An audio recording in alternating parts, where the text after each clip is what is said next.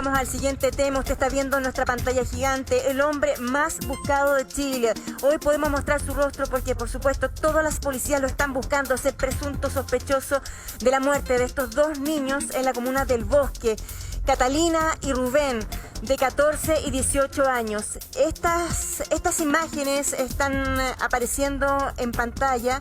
Son justamente fotos que se tomó con los niños fallecidos.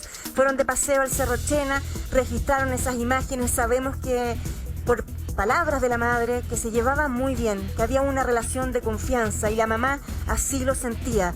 Todo cambió porque, por supuesto, hoy es el hombre más buscado y el presunto responsable de este terrible crimen. Estos dos niños de 14 y 18 años perdieron la vida presuntamente por este hombre. Las policías lo están buscando en todo el país y por eso reiteramos, si usted tiene alguna información clave que podría entregar, que podría ayudar en la investigación, por favor, hágalo a través de su contacto con la PDI o con Carabineros. Desde que comenzamos a hablar de este tema, tuvimos que mantener reserva del rostro del que en ese minuto era el único sospechoso, pero ahora ya está imputado como eventual autor del crimen, por eso se despejan las trabas judiciales y podemos presentarlo. Y también buscamos a través de esto que si usted puede dar alguna señal de su paradero, si usted lo ha visto, cree haberlo visto, no haga ejercicio al voleo, comuníquese con Policía de Investigaciones. Es muy importante que si usted tiene alguna información, no la derive a la familia, sino directamente a Policía de Investigaciones. Rodrigo Pérez está llamando, tiene más informaciones con respecto a este caso. Rodrigo, bienvenido.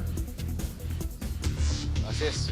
Sí, antecedentes importantes, ustedes lo decían, ¿no? Y qué buena la aclaración, Sergio lo comentaba ayer, teníamos que nosotros por obligaciones legales ocultar su rostro. Hoy ya con esta orden de detención que tiene justamente bajo su nombre, la familia también está más tranquila porque puede entonces ayudar a la comunidad a poder encontrarlo, conocer su paradero. Existen antecedentes importantes que vamos a contarle evidentemente luego de una nota que quisimos realizar junto con el departamento de prensa para observar lo que se vivió ayer, ¿no? Una despedida emotiva acompañada de toda una comunidad, pero aún con la incertidumbre de no saber dónde se encuentra este sujeto que pudiese estar relacionado, bien digo, con el crimen de estos dos hermanos, ¿no? Con Rubén y Catalina. Ustedes lo recuerdan bien, yo les voy a hacer un pequeño resumen. Es justamente en la comuna del Bosque, en donde su madre, a eso de las 20-30 horas, ingresa al domicilio y se encuentra, lamentablemente, con una imagen que probablemente va a ser muy difícil de olvidar. Y fue justamente por eso lo emotivo de la jornada de ayer. Vamos a ver la nota de nuestro departamento de prensa y al regreso conversamos con Fernando, hermano de Rubén y Catalina, y también con Alex, su tío. Muchas gracias. Fue la despedida a dos hermanos, Catalina de 14 y Rubén de 18 años recién cumplidos, ambos víctimas de un cruel asesinato que deja una familia y comunidad completa destrozada que solo clama por justicia. ¡Queremos justicia! ¡Queremos justicia! ¡Justicia! ¡Justicia! ¡Queremos justicia! ¡No, niños muertos! ¡Por favor! ¿Hasta cuándo? ¡Yo te voy a encontrar, maldito! ¡Yo te voy a encontrar! Entre velas y globos, cientos de personas llegaron hasta el parque del Sendero de Maipú a dar el último adiós. Justicia es la palabra que más se escucha en ellos. Saben que el crimen no se cierra aquí, porque el único sospechoso del asesinato de ambos hermanos aún no es localizado. Yo quiero saber por qué lo hizo, qué le pasó, qué fue en ese momento, pasó por su cabeza, para hacerle daño a dos personitas que lo querían mucho, que lo consideraban como un verdadero hermano. Para la madre, familia y vecinos, todo apunta a Fernando Bem del Campo como el presunto responsable del doble homicidio. Un hombre de 29 años a quien durante 12 meses Claudia acogió en su casa en el Bosque y que el lunes, tras el asesinato, cerró todas sus redes sociales y se le perdió el rastro. Lo vimos muy desvalido, muy vulnerable y no lo creo justo que él nos haya pagado de esta manera. Hoy se suma un nuevo testimonio en contra del ex guardia de seguridad, una familia que también lo acogió en su casa en El Tabo y que denuncia episodios de agresiones y abuso sexual. Pasé acoso de parte de él, llamadas, amenazas, intentó abusar de mí, cosa que yo lo hice saber, yo avisé a la justicia. Cada vez que pasaba algo, llamada, amenaza, mensaje, yo me acercaba a la comisaría. A esta denuncia se suma que Fernando Bem del Campo, desde marzo de este año, figura como imputado por otro delito de abuso sexual. Antecedentes que por el doble asesinato en el bosque lo mantuvieron como sujeto de interés. Tengan la tranquilidad que ya el imputado está con una orden de detención vigente. De acuerdo a los registros que tenemos nosotros de inmigración, no ha salido del país. Con todos los antecedentes, familiares de las víctimas aún se preguntan ¿por qué no se emitió una orden de detención antes? Estos indicios daban cuenta que era una persona que estuvo en el lugar y que luego de la ejecución del crimen desapareció por completo, que se llevó sus enseres, ¿cierto? Todas sus cosas personales. Son muchos elementos que el tribunal pondera, ¿cierto? Para finalmente decretar una orden de detención. Hoy está siendo buscado en todo el país como el principal sospechoso. Estamos haciendo todo, pero absolutamente todo lo que está en nuestras manos para dar con el paradero de la persona que cometió este horroroso delito. En una mañana fría, llena de dolor y homenajes, fueron despedidos ambos hermanos, mientras policías intentan resolver el misterio de quién y por qué le arrebataron la vida a Catalina y Rubén.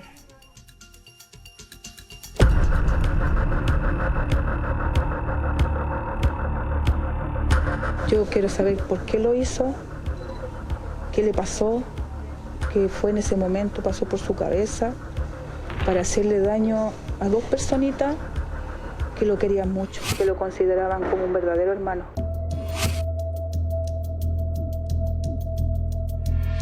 Para esta madre, no cabe duda que el responsable sería uno solo, el hombre a quien acogió en su casa y convirtió en su familia, el mismo sospechoso para todo un país.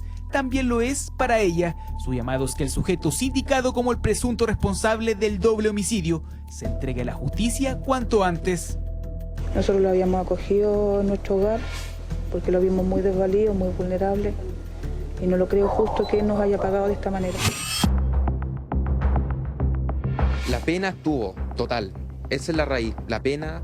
Ya después fue frustración, fue rabia de saber que fue la misma persona con los que estaba viviendo ellos. Yo creí que habían entrado a robar de primera. Entraron a robar, nos mataron, todo. Pero nunca me puse a pensar que fue la misma persona con la que le compartían cuarto. O sea, uno se pone a pensar que no puede confiar ni en su propia sombra.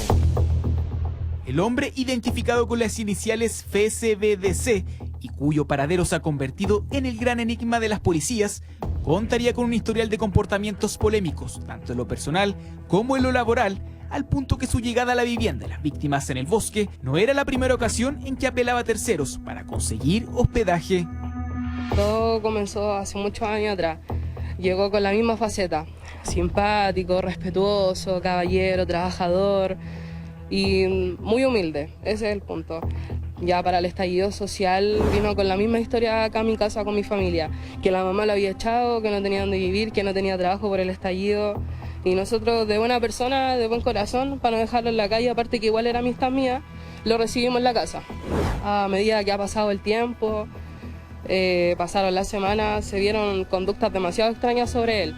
Se empezó a notar el tema de su obsesión hacia mi persona, su celo hacia mi familia, porque pasaba tiempo conmigo, incluso hasta de mi pareja. Empezó ya a meterse a mi pieza, a lo cual tenía que echarlo, claramente, porque necesitaba mi privacidad. ¿Pero qué hacía en la pieza? ¿Entraba y qué te decía? Entraba y se acostaba. Y se quedaba ahí por él dormía ahí, eso era su pieza para él. Entonces ya empezaron sus conductas de manera más violenta, verbalmente, sus malas caras, sus malas decisiones. Y, ¿qué tipo de decisiones? Por ejemplo, despertaba de mala y reaccionaba de mala manera. Se levantaba, no hacía nada y ahí se empezaban a generar más conflictos hacia su persona porque ya era tanto y solamente quería estar conmigo. Él acá cuando llegó era pasivo, prácticamente como bien cariñoso, que él nos decía que se sentía como en familia, pero al ir pasando el tiempo empezó a mostrar sus rasgos más o menos psicopática, como el uso de armamento, mostraba su cuchillo, unas pistolas fogueo, jugaba videojuegos, esos videojuegos de cortar cabeza, sangramiento.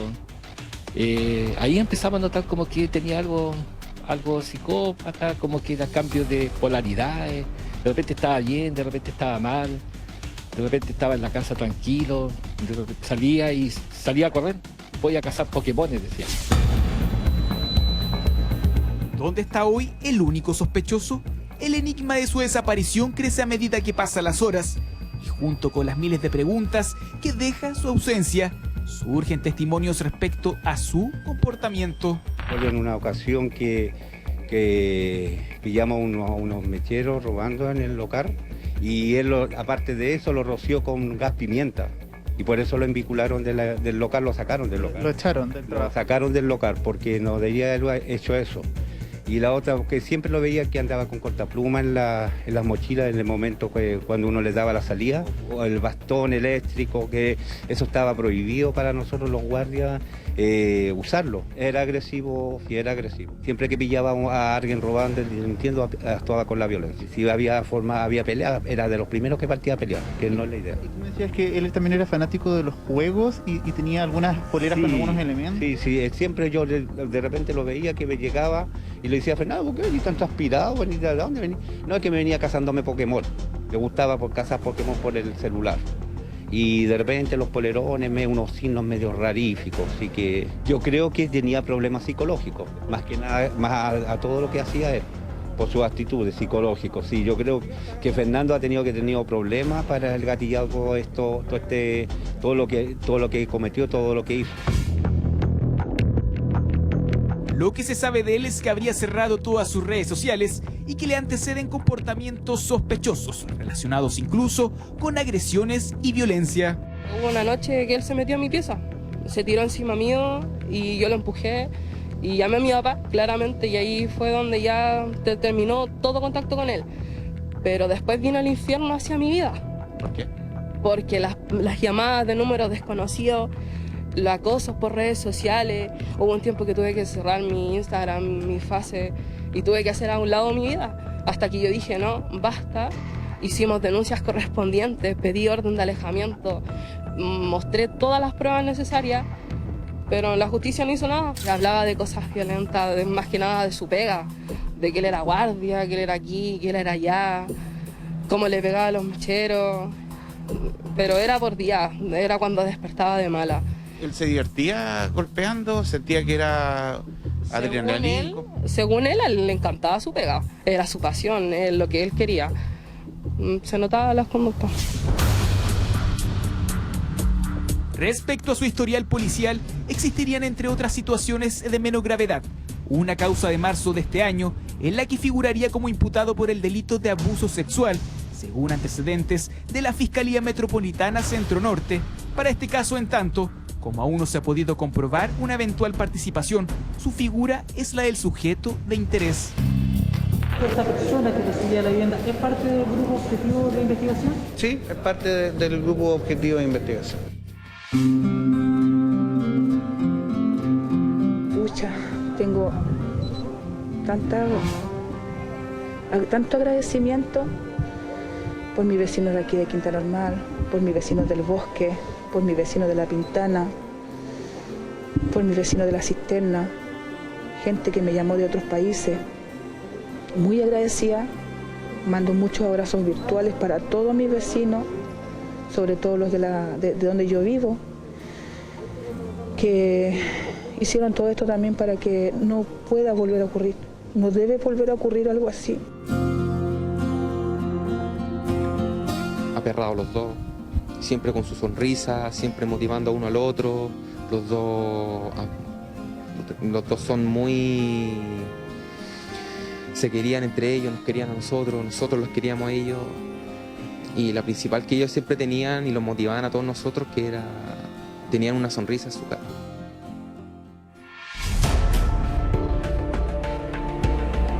El pasado lunes a las 18 horas, el sujeto debía presentarse a trabajar al lugar donde se desempeñaba como guardia de seguridad. Sin embargo, como ya sabido por todos, desde aquel día se le perdió su rastro, con 29 años y varios testimonios de cercanos que revelan un actuar por lo menos sospechoso. Este hombre se ha convertido por lo pronto en el sujeto más buscado. ¿Dónde estará el sospechoso de uno de los crímenes más horrendos que recuerde la tranquila comuna del Bosque?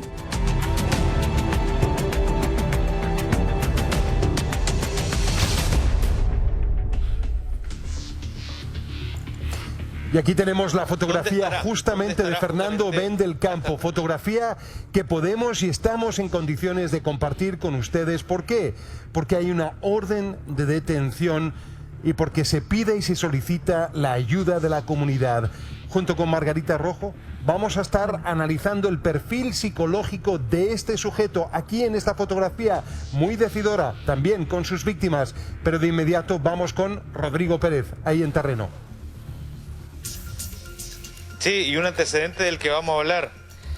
Él, Fernando, habría mandado un audio a un primo y le habría hablado justamente sobre el hecho. Vamos a comentar sobre eso, sobre cuál es el contenido de ese audio. Primero preguntarle, Fernando, Alex, ¿cómo están luego de la tarde de ayer? Me imagino yo que se sintieron muy acompañados, pero aún con la incertidumbre de no saber dónde está y a la espera de que la comunidad pueda ayudar, ¿no? Sí, buenos días Buen Rodrigo, día. buenos días Buen día. a Pablo, a Tonka, a Sergio. Muchas gracias porque están con nosotros en el día posterior, siguen con nosotros, han estado muy preocupados de nosotros. Y aquí no hay medio económico entre tú y yo, la prensa, o no hay ningún interés intermedio. Yo siempre lo he dicho y lo he recalcado. Aquí el interés mío, netamente, Rubén Catalina, justicia. Justicia, eso es lo que nosotros estamos pidiendo, yo como tío. Estamos recién pasando el gusto amargo, pero agradecido con las personas, los vecinos del bosque.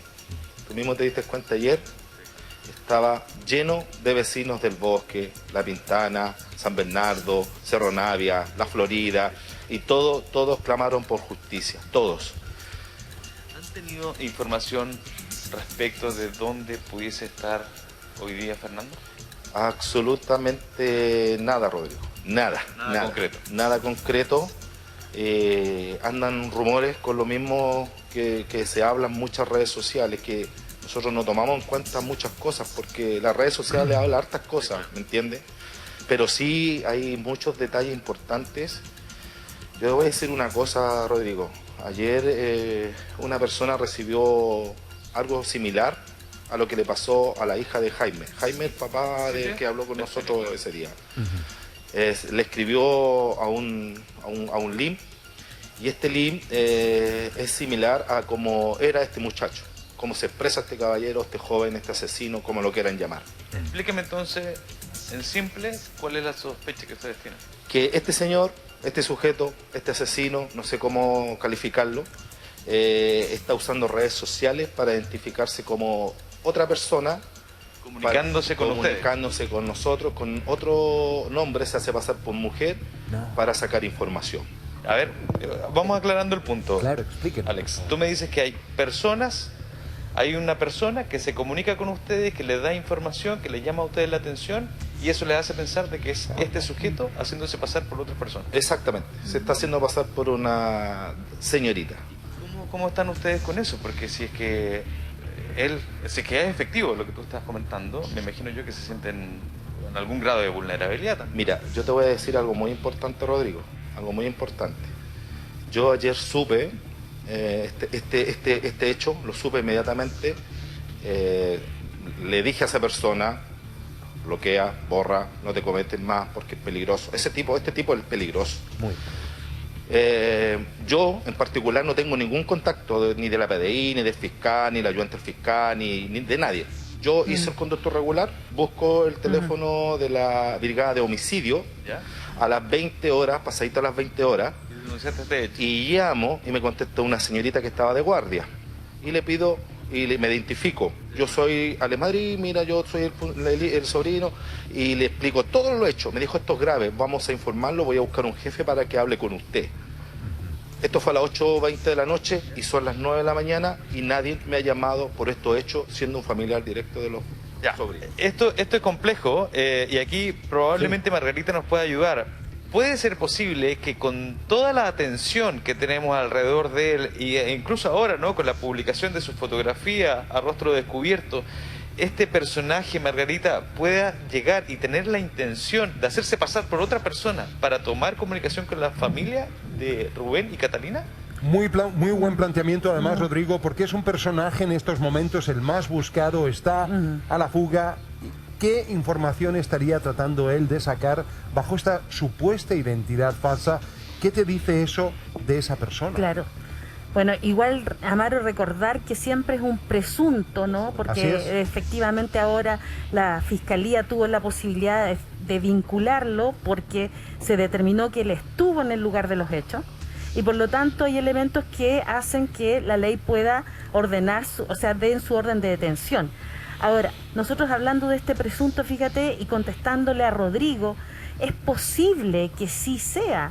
No podemos descartarlo, ¿sabes por qué? Porque muchas veces este tipo de mentes criminales, como la supuestamente que vamos a entender si se aclara y se vincula, son personas que les gusta también el aspecto mediático, hay un aspecto omnipotente, algo de mostrarse, ¿y qué nos dice esta fotografía precisamente al respecto para poder leer, de acuerdo a tu experticia, esta fotografía?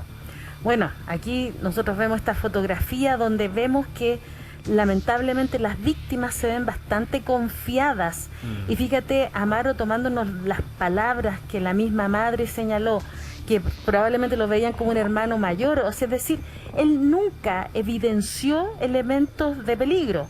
Ahora, si nosotros suponemos que la hipótesis de que sería una personalidad de tipo psicopática, recordemos que buscan a través de la manipulación, de haberse victimizado, de haberse mostrado como una persona tímida, una persona inhibida, una persona que estaba sufriendo una situación donde no tenía ayuda. Eso es lo que se manipula para ganarse la confianza del otro. Ese es el camuflaje. Escuchaba tus palabras cuando señalabas justamente y te mostraba, ¿verdad?, él como un depredador. Ahora, pero vamos paso por paso. Por ejemplo, ¿qué dice para ti y la lectura? La cara de la niña, propiamente tal. Bueno, acá sonrisa, se ven, mira, fíjate que se ve una joven sonriente, una joven que no está asustada en ese sentido. No podemos ver una persona temerosa. Hay confianza. Ya, hay una confianza, se nota, ¿no? Y está detrás de él. Ya, y bueno, el otro joven no se le puede ver el rostro, pero también se ve de alguna manera con su mirada que está tranquilo, son personas que estaban confiadas, jóvenes que estaban confiadas. Esto es lo que delata finalmente, ¿verdad?, a cada cual, y es el elemento más decidor, donde se ve que hay una confianza entablada bajo el concepto del engaño. Lo sabemos por otras familias que también acogieron a este sujeto y después fueron víctimas de su agresión. ¿Qué nos dice su cara, todo su perfil? Bueno, en términos generales, Amaro, acá vemos una mirada de una persona dura, ya, una mirada dura. No estamos hablando que es distinto a ellos. Además que cuando uno se saca fotografías, habitualmente las personas están en una situación de cierta situación de alegría, cierta situación de relajo para sacarse una fotografía. Y acá vemos a un sujeto claramente más tenso, ¿no? Tú ves la mirada más tensa, inclusive el ceño. Endurecida. Endurecida, Margarita, una mirada más dura, sí. ¿Puedo sumar? El gesto de ambos chicos haciendo el símbolo de la paz. De la paz, exactamente. ¿Dice algo aquello? Claro, exactamente. Ellos están con el signo de la paz. Por eso decía, habitualmente cuando te sacas fotografía estás con alguna forma de relajo. Pero volvamos a insistir en este señor, en este presunto doble homicida, con el ceño muy fruncido, muy duro.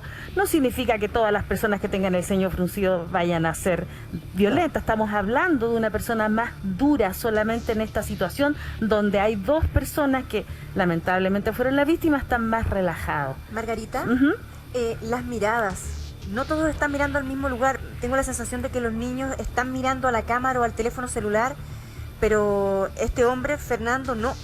¿Puede ser, te parece, a ese punto llamativo? Fíjate, Tonka, que claro, es como que hay una mirada un poco perdida, ¿no? Es como, fíjate que estos elementos son subjetivos, y yo tengo que aclararlo, son elementos subjetivos cuando uno analiza las fotografías, pero la fotografía, más otros elementos que estamos encontrando, más los testimonios de los testigos de oídas que nos permiten describir cómo era esta persona. Siempre hablaban de una persona más bien inhibida, poco sociable, y otras veces aparecía con cambios de ánimo, ¿no? Entonces fíjate que claro, una persona que aparentemente su estado emocional era cambiante, ¿no? Claro, pero igualmente hay que sumar las declaraciones de la familia, de los conocidos y particularmente de la mamá, que tenía plena confianza. O sea, lo que se vivía dentro de esa casa era confianza, era una familia, para ellos era un hermano más. Entonces hay que recordar, por eso lo que estamos viendo a través de esa imagen, esa confianza absoluta y ese relajo de los niños con una persona que estuvo viviendo con ellos casi 12 meses. Sí, Amaro. Hay otras fotografías que me parece que podríamos poner en el wall, justamente también en alerta, porque se está solicitando el apoyo de la comunidad para dar con el paradero de presunción de inocencia, pero es el principal sospechoso. Analicemos justamente, porque esta fotografía, a mi juicio, sí que es decidora. Esta fotografía, Amaro, es absolutamente distinta, ¿no? Acá ya está mostrando ciertos elementos donde hay una mirada mucho más dura, ¿no? Una persona que además está así como confrontando a alguien, no es una fotografía de alguien que está relajado, sino que es una persona. Fíjate que aparece también los elementos que algunos describen, también esta soberbia, este desparpajo que él tiene, ¿no?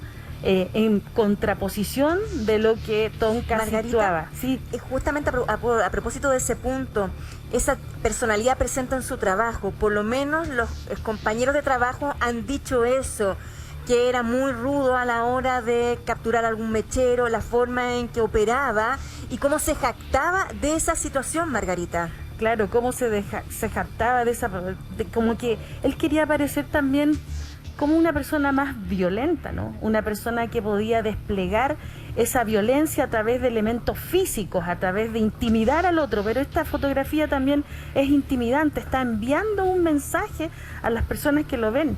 Las fotografías siempre están enviando un mensaje. Disculpa, ¿se la podría haber sacado en el trabajo?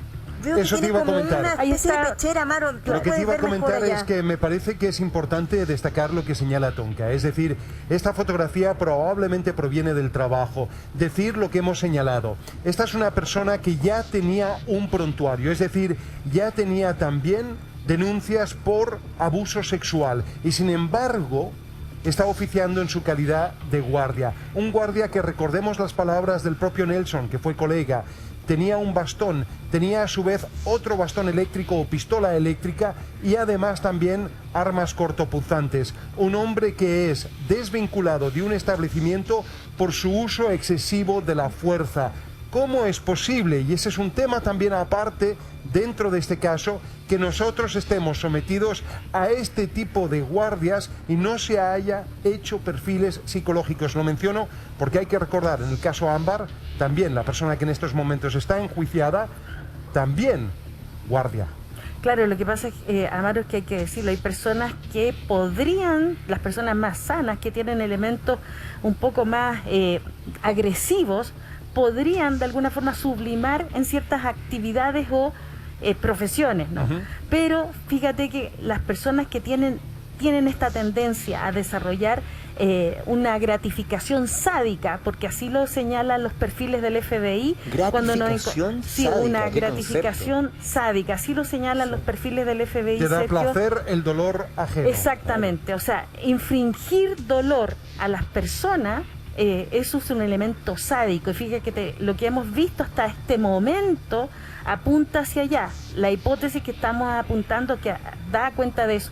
Y aquí es una persona que está intimidando, una persona que está mirando fijamente, está y sumado, ¿no? Porque no solo la fotografía nos permite perfilar, sino que sumado los testimonios de otras personas que lo describen como una persona violenta, como decía recién Sergio, tú, Tonka, él está en un trabajo donde va a intimidar, o sea, cualquier elemento que pudiera facilitarle a él poner en curso sus rasgos agresivos, él lo va a hacer. Margarita, a ver, estamos en un momento en que hemos podido presentar la imagen de el principal inculpado en el caso de este terrible crimen de estos dos menores. Alex, el tío, nos comenta que han recibido mensajes en los cuales supuestamente este personaje, que tiene nombre y apellido, Fernando Ben del Campo, se estaría haciendo pasar por una mujer, conectándose con la familia. ¿Qué tipo de argucias ocupan estos tipos de personas cuando deciden cambiar su identidad, ocultarse, transformarse? Porque lo más probable es que ahora no lo veamos con el pelo largo, lo más probable es que no nos encontremos con él. ¿Cómo opera una mente que quiere esconderse en este tipo de circunstancias? Perdón, ¿te puedo sumar? Que busca de alguna manera, si es que fuera así, contactarse con la familia a la que le hizo tanto daño, o le habría hecho tanto daño, mejor. Claro, que le habría, Tonka, es Sí. súper importante señalarlo porque todavía estamos en términos, Claro no que se ha sí. probado, solamente hay una Por supuesto. sospecha, es importante decirlo porque es un elemento esencial en cuanto a la integridad de cualquier persona, porque además también recordemos, Tonka, que a veces hay otras personas también que desatan elementos propios violentos y podrían tomar justicia por sus propias manos, y entendemos que no, que acá tiene que ser la justicia y la PDI lo que la va persiguiendo. Entonces nosotros vemos aquí una persona que, como tú dices, fíjate que me estaba acordando Sacarach, un lamentablemente criminal, un pedófilo, que ese pedófilo, bueno, tenía características psicopáticas. Él se le señalaba que era el 1000 caras. ¿Por qué? Porque él, 1000 caras le habían puesto en la policía, porque también él, mira, se teñía el pelo, inclusive adelgazaba, engordaba, se ponía algunos otros elementos. Pero además sabemos que hay otro tipo de personalidades que se contactan con la familia cercana o con el círculo cercano para obtener información de lo que están haciendo. Por eso que es importante que en este momento esté hermética la policía para lograr seguir la pista. Lo que pasa que creo que es muy importante recalcar también el aspecto que tú mencionabas. Estamos hablando de una persona que es esencialmente depredadora o cazadora. ¿A qué nos referimos o a qué se refiere uno cuando efectivamente calza ese perfil? Una experiencia personal que te puedo relatar, Margarita, es la que yo tuve con un pedófilo y en una entrevista en Inglaterra. Un hombre con un muy nutrido prontuario y que se jactaba justamente de ese camuflaje. ¿A qué me refiero? A que él cogía el periódico, tomaba nota, madre soltera, tomaba nota del vecindario para saber qué tipo de vulnerabilidad podría haber. Inmediatamente palpaba y registraba la falta o carencia de autoestima, las falencias emotivas que pudiesen haber dentro de ese seno familiar, y ahí entonces se insertaba para la semana y media poder justamente atacar a sus propias víctimas. Entonces a lo que voy es, hay una cierta planificación. No estamos diciendo esto de este sujeto, sí siendo el principal sospechoso. ¿Qué te dice esta fotografía también? Bueno, aquí tú ves, Amaro, que sacarse fotografías con armas, tú sabes que los narcotraficantes o los traficantes habitualmente se sacan fotografías con armas. Es para detentar su poder, es para de nuevo intimidar al otro. O sea, mira, te estoy mostrando que yo tengo un arma de fuego, mira lo que estoy haciendo, ¿no? Omnipotencia. Exactamente. Y fíjate que también yo voy a volver a rescatar lo que tú dices en cuanto a tu experiencia con esa persona pedófila, y tomando las palabras de Tonka, porque para las personas que están en sus casas, el victimismo, por así decirlo, es la puerta de entrada a muchas cosas. Porque obviamente tú no vas a atacar a alguien que se está haciendo la víctima, ¿no? Alguien que te cuenta una historia de pena, de tristeza, porque él se hacía mostrar y como así una entró persona. a las dos casas, ¿eh? Exacto. De esa manera, Margarita, disculpa que te interrumpa porque Rodrigo Pérez está llamando también, porque vamos a seguir analizando más imágenes, pero Rodrigo está con parte de la familia. Adelante, Rodrigo. Sí, es que estábamos escuchando atentamente lo que estaba diciendo Margarita, y hay ciertas cosas que hacen mucho sentido con otro tipo de información. Entonces sería bueno aportárselo a Margarita para que lo incluyan en el análisis. La madre del principal sospechoso hoy dice que él sufría de personalidad múltiple. Mira. Y que hay un informe incluso de su colegio, donde estuvo hasta los 22 años, en donde habla justamente de esto. Y sumado a eso, Margarita, hay un audio, según el relato de la madre, que Fernando le envía a un primo en estas condiciones, en donde nadie sabe dónde está. Y en ese audio, según de hecho lo que hemos conversado acá, y según el relato, insisto, de la madre del sospechoso, le diría a su primo que no recuerda lo que ocurrió esa tarde en el bosque, que tiene imágenes como si fueran flachazos que vienen a su mente, pero no tiene un recuerdo completo de lo que ocurrió ese día. Yo no sé si se puede analizar, ¿no?, la personalidad de esta persona, y si es que esto fuera cierto, si es que estaríamos hablando justamente de de alguien que tiene algún tipo de problema psicológico diagnosticado y que finalmente lo haya hecho eventualmente, ¿no? Porque esto la policía y evidentemente la fiscalía tiene que investigar, lo pudiese relacionar entonces con el crimen de Rubén y Catalina. Margarita. Bueno, Rodrigo, yo creo que una de las cosas que hay que dejar claras, porque también es peligroso, este presunto doble homicida, por lo que hizo, es decir, por esta planificación de haberse llevado sus cosas, da cuenta de que es una persona que tiene juicio de realidad. O sea, no se trata de una persona loca o demente, porque si no sería inimputable. Y en eso hay que tener cuidado, ¿ya? O sea, es una persona que efectivamente conocía la realidad, sabía lo que estaba haciendo. El punto es que si nosotros nos vamos a la teoría de que sería una persona psicopática, recordemos que ellos las emociones las actúan. Y por lo tanto no les duele nada porque no tienen remordimiento, no tienen empatía, entonces son capaces de haber manipulado tanto tiempo una persona, como lamentablemente la mamá de los niños, que fue de alguna manera generosa, buena con él y confiada, muy confiada, entonces esa confianza él la manipuló. Pero ¿a qué obedecen las lagunas mentales que reclama justamente Fernando en ese audio? ¿A qué responde esa suerte de amnesia en el momento del crimen? ¿A qué podría responder? ¿Amnesia en qué sentido dices tú? De que ahí no tiene, está tratando de armar el rompecabezas, no tiene configurado perfectamente, según señalaría en este audio, lo que fue esa tarde y lo que ocurrió allí. Dice tener lagunas mentales. Claro, lo que pasa es que algunas personalidades dentro de la estructura, y esto lo dice la literatura especializada, tenemos personalidades psicopáticas que son más estructuradas y otras que son desestructuradas. Y en el mismo, lamentablemente, en el acto criminal, pueden señalar eso. Margarita. Pero eso estaba planificado, ¿me entiendes? O sea, no pierden la planificación y el juicio de realidad. Lo que podría haber... Sí. ¿Perdón? Sí. Rodrigo. Hola, bueno, primero que todo, buenos días, Rodrigo, a gente del panel, buenos días. Hola, buen día. Ya, supongamos que él es un psicópata. Primero que nada, lo que dijo Amaro ayer creo que fue, se hace pasar por oveja y al final termina siendo el lobo. Pero mi pregunta es, ¿cómo identificar en modo a, no sé, cuando están haciendo un curso o cuando están en una entrevista visual, qué tipo de entrenamiento tiene la persona que está frente de la otra persona para ver su estado de ánimo de la persona? O sea, ¿cómo puedo yo identificar a un psicópata? O sea, ¿cómo puedo verlo yo? En este caso, tu madre no pudo identificar ningún rasgo extraño. Entonces, la pregunta es, ¿cómo poder identificar a una persona con esa persona que tiene problemas, que seguramente tiene esquizofrenia? ¿Cómo poder identificarla en el momento o poder identificarlo a largo plazo? ¿Cómo no ser engañado? Claro, ¿cómo no ser engañado?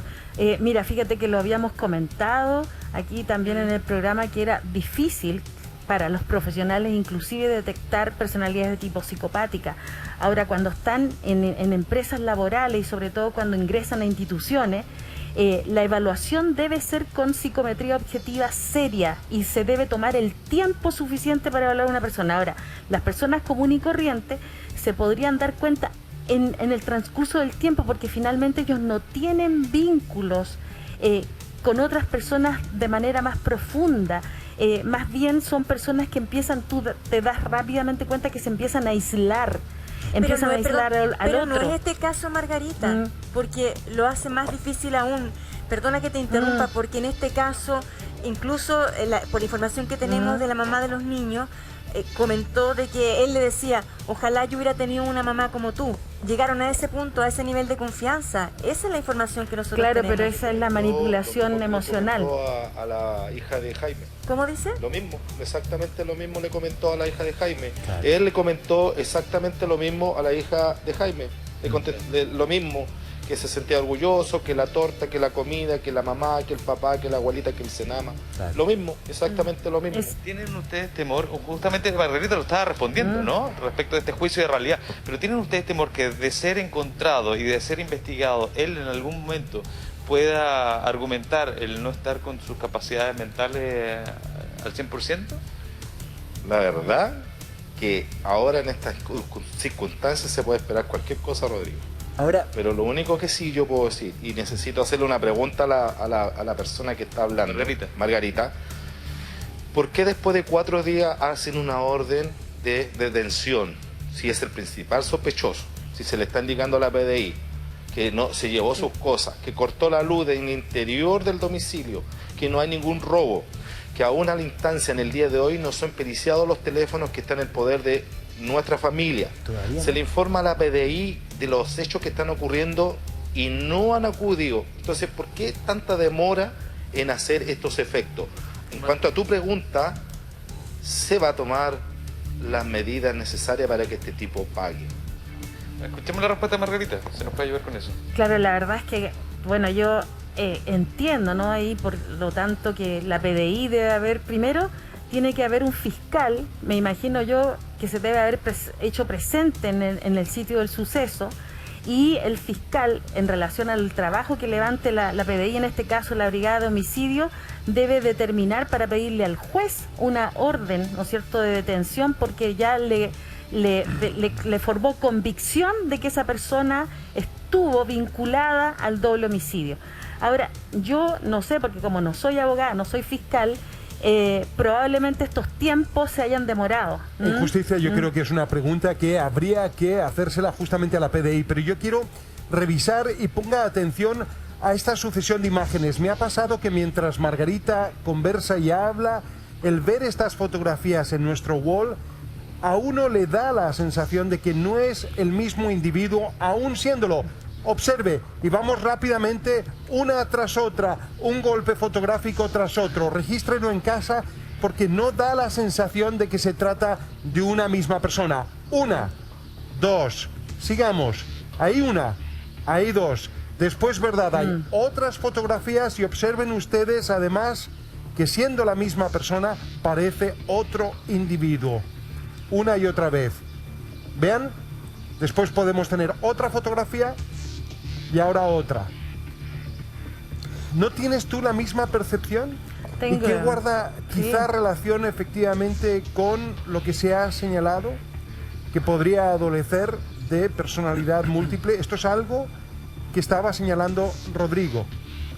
Claro, puede ser, ¿no? Que lo que pasa es que aquí también... Observa. Ahí aparece distinto, ¿no? Aparece más relajado. Radicalmente distinto. Distinto, ¿no? Por lo menos ya no está con esa tensión, con esa mirada. Tendríamos que saber, ¿no? Aquí los cambios que él experimenta, si esos cambios, se tendría que determinar, Amaro, si esos cambios tienen que ver con la manipulación que él hace o se deben efectivamente Margarita, a que él tenga distintos tipos de personalidad. Margarita, ¿sí? como psicóloga forense, te quiero hacer la pregunta que nos formulaba también Alex y que reparaba claramente Rodrigo. Parece de manual que este sujeto se contacte con un primo y le diga que no recuerda nada, que tiene lagunas mentales, que no tiene claro recuerdo de lo que pasó. Eso es fácil de pesquisar para un psicólogo forense como tú en una entrevista, porque parece hoy día es material de película, ¿no? De novela policíaca. Aducir enfermedad mental, lo vemos tanto. ¿Es fácil de pesquisar si alguien te está engañando con eso, sí o no? Mira, lo que pasa aquí, Sergio, es que efectivamente esas son estrategias nuevamente que utilizan, por ejemplo, para disminuir la responsabilidad penal que podría tener. Y por lo tanto hay que evaluar esa situación, es decir, el psicólogo tiene que evaluar primero esta presencia del juicio de realidad. Y por lo tanto, desde ahí tú puedes ver si una persona va a estar manipulando para bajarle el perfil al crimen que habría cometido. Mira esa foto. Habría, ¿no? Es otra persona. ¿Te das cuenta? Claro. Es radicalmente distinto y hay un denominador común en cada una de las fotografías. En ninguna se esgrime una sonrisa. Ni una. Cero. Aquí vemos esa falta de afectividad, de emocionalidad, lo que hemos dicho, ¿no? Hemos hablado muchas veces que a las personalidades de tipo psicopática, pero también fíjate que Robert Herr, que es uno de los autores que más ha estudiado este tipo de personalidades, refiere también que hay un porcentaje de estas personas que pudieran tener, ¿no es cierto?, una alteración. No es solo ese tipo de personalidad, pudieran tener otra alteración, pero igualmente siguen teniendo juicio de realidad. Ya solo una persona loca o demente, enajenada, que no entiende dónde está, no sabe, por ejemplo, la hora, el día, no entiende, esas son personas locas o dementes, ellas sí son inimputables, serían inimputables, pero esta persona pudiera tener otro trastorno de personalidad. Claro. ¿Me entiendes? Es diferente. O sea, lo que hemos dibujado acá, Tonka, en definitiva son múltiples hipótesis. Hay que recordar que es un escenario que está trabajando la policía. Lo relevante dentro de la conversación es que ojalá nuestra comunidad retenga en estos momentos estas fotografías, la visualidad. ¿Por qué? Porque se pide el apoyo justamente frente a la persona más buscada en estos momentos en Chile, como sospechoso de este brutal doble homicidio. Tonka. Sí, hay una orden de detención en su contra, así que es clave la información que está entregando Amaro y esa imagen que estamos también mostrando a través de nuestra pantalla. No solamente el caso de los 2 niños del bosque, sino que también en el transcurso de estos días nos enteramos de la historia de don Jaime, que le ocurrió algo parecido, que la señora Claudia le abrió las puertas de su casa a este joven tímido, que no tenía casa, que no tenía hogar. Lo trataron como un hijo, pero al poco tiempo trató de abusar de su hija. Ayer conversamos con él desde el Tabo. Lo que nos dijo es tremendamente relevante y lo queremos compartir con nuestro público. Mire. Bueno, consternado porque podría haber sido mi hija. Podría haber sido mi hija. Al escuchar la noticia, después al ver la publicación de su foto, quedamos consternados, quedamos en shock prácticamente, porque después que él se fue de acá del domicilio, él siguió acosando a mi hija con sus redes sociales, siempre con amenaza. Y bueno, estamos preocupados porque mientras él no aparezca, el temor está latente acá en nuestro domicilio. Su perfil psicológico, ¿cómo es él? Él llegó acá como una persona súper normal, súper bien amable, cooperativo, pero como fue pasando el tiempo empezamos a notar rasgos distintos. Eso del mismo que yo explicaba, el uso de tu armamento, que empezó a mostrar sus pistolas de fogueo, su cuchillo, cazar pokémones. Una noche lo pillé que eran como a las 3 de la mañana y vi que estaba viendo videojuegos, pero de esos videojuegos donde sangramiento, cortar cabeza, brazos, y él estaba fascinado, eso le gustaba. ¿Tú habías abierto tu casa anteriormente a un desconocido como él? Él, cuando uno conversaba con usted, como que tenía ese poder de convencimiento, de decir las cosas, y uno de buen corazón, que lo que hace, abre las puertas de su casa y dice, pucha, ya con mi señora conversamos, ya ayudémosle, démosle una mano. ¿Cómo era en el día a día? ¿Cómo era desde lo más cotidiano? Buenos días. ¿Compartían la mesa juntos? ¿Conversaban? ¿Qué lo ofuscaba? ¿Cuándo cambiaba de personalidad, de opinión? ¿Cómo era él? Habían días que él se levantaba temprano,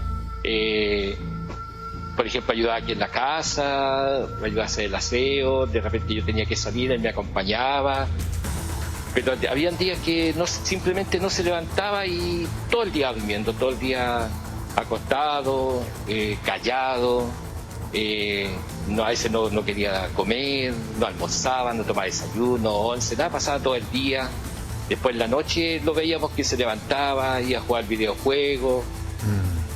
Pero era así, es que era como bipolar, ¿no?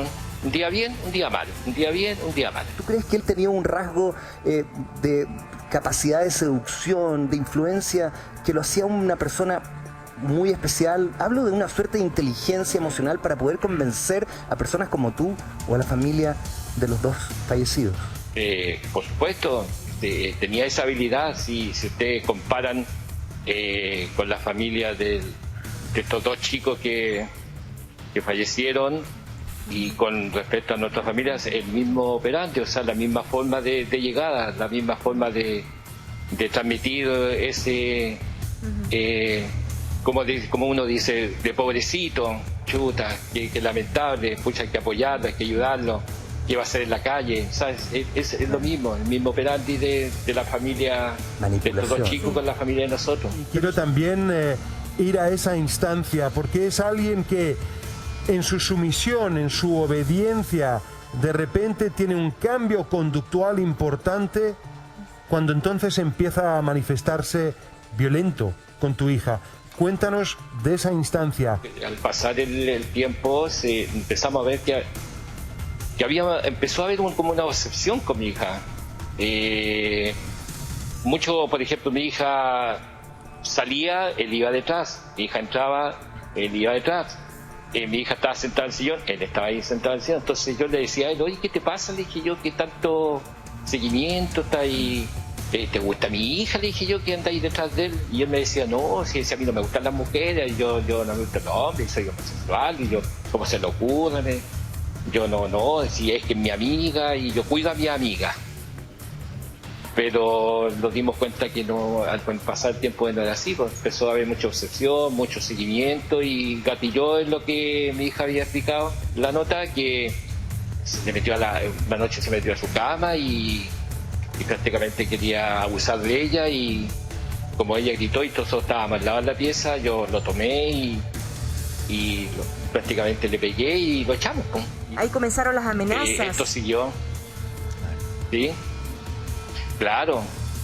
Empezaron muchas amenazas, incluso llamó a mi hija, le dijo, te voy a hacer reventar, te voy a joder a ti, te voy a joder a tu familia, esta no te la voy a pelar, yo voy a hacer lo posible para que no sean felices, y todo eso le decía, y siguió siempre en el tiempo. Claro, lo que lamento que nosotros, mire, lo que pasa es que lo que más sentimos es que nosotros hicimos las denuncias pertinentes. Hicimos, contamos, fuimos a Carabineros, investigación, hicimos las denuncias que corresponden y nos fuimos escuchados. Justamente. Y si hubiéramos sido escuchados, quizás lo que le pasó a la señora Claudia, a nosotros se hubiera evitado.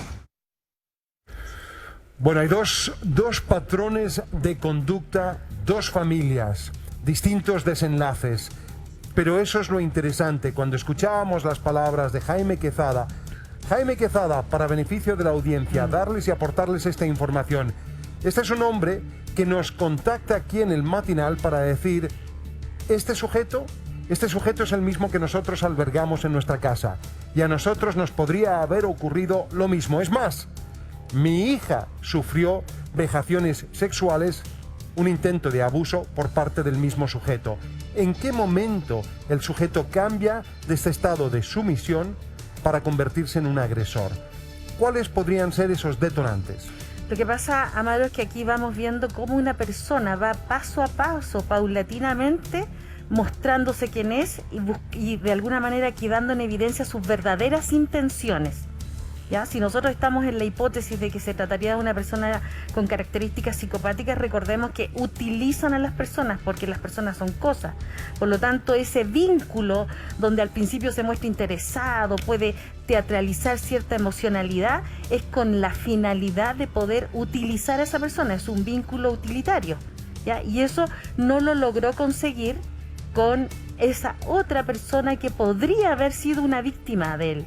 Una víctima que podríamos lamentar, pero él ya empezó a entrenarse, ya empezó a prepararse. Es que para mí esa es una de las grandes interrogantes. ¿En qué momento, verdad, este es un hombre que quizá lucha contra su propia naturaleza violenta, o, esa es la otra característica, sabe que tiene esa personalidad y planifica desde el momento? ¿Me entiendes la diferencia? Claro, lo que pasa es que no es que esté luchando contra su mente violenta, o como lo decía el perfil del FBI, que hay una gratificación sádica.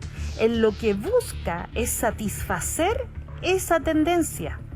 ¿Ya? Una mente normal no lo va a hacer, va a tratar de buscar controlarse. Si alguien detecta que internamente tiene cierta tendencia hacia la violencia o la agresión, va a buscar ayuda psicológica, psiquiátrica. Y eso explicaría en parte también el por qué escoge ser guardia en una posición de poder y tiene, según sus colegas, un problema, y es que es excesivamente violento. Sí, y una de las otras características que señala la literatura especializada acerca de las personalidades psicopáticas, son personas que les gusta el poder. Ahí vas a ver que hay hartas personas que no necesariamente cometen crímenes, pero que sí son personalidades psicopáticas y están en poderes, ¿no? Les gusta detentar el poder. Margarita. Entonces, eso es una cosa para poder gobernar al otro.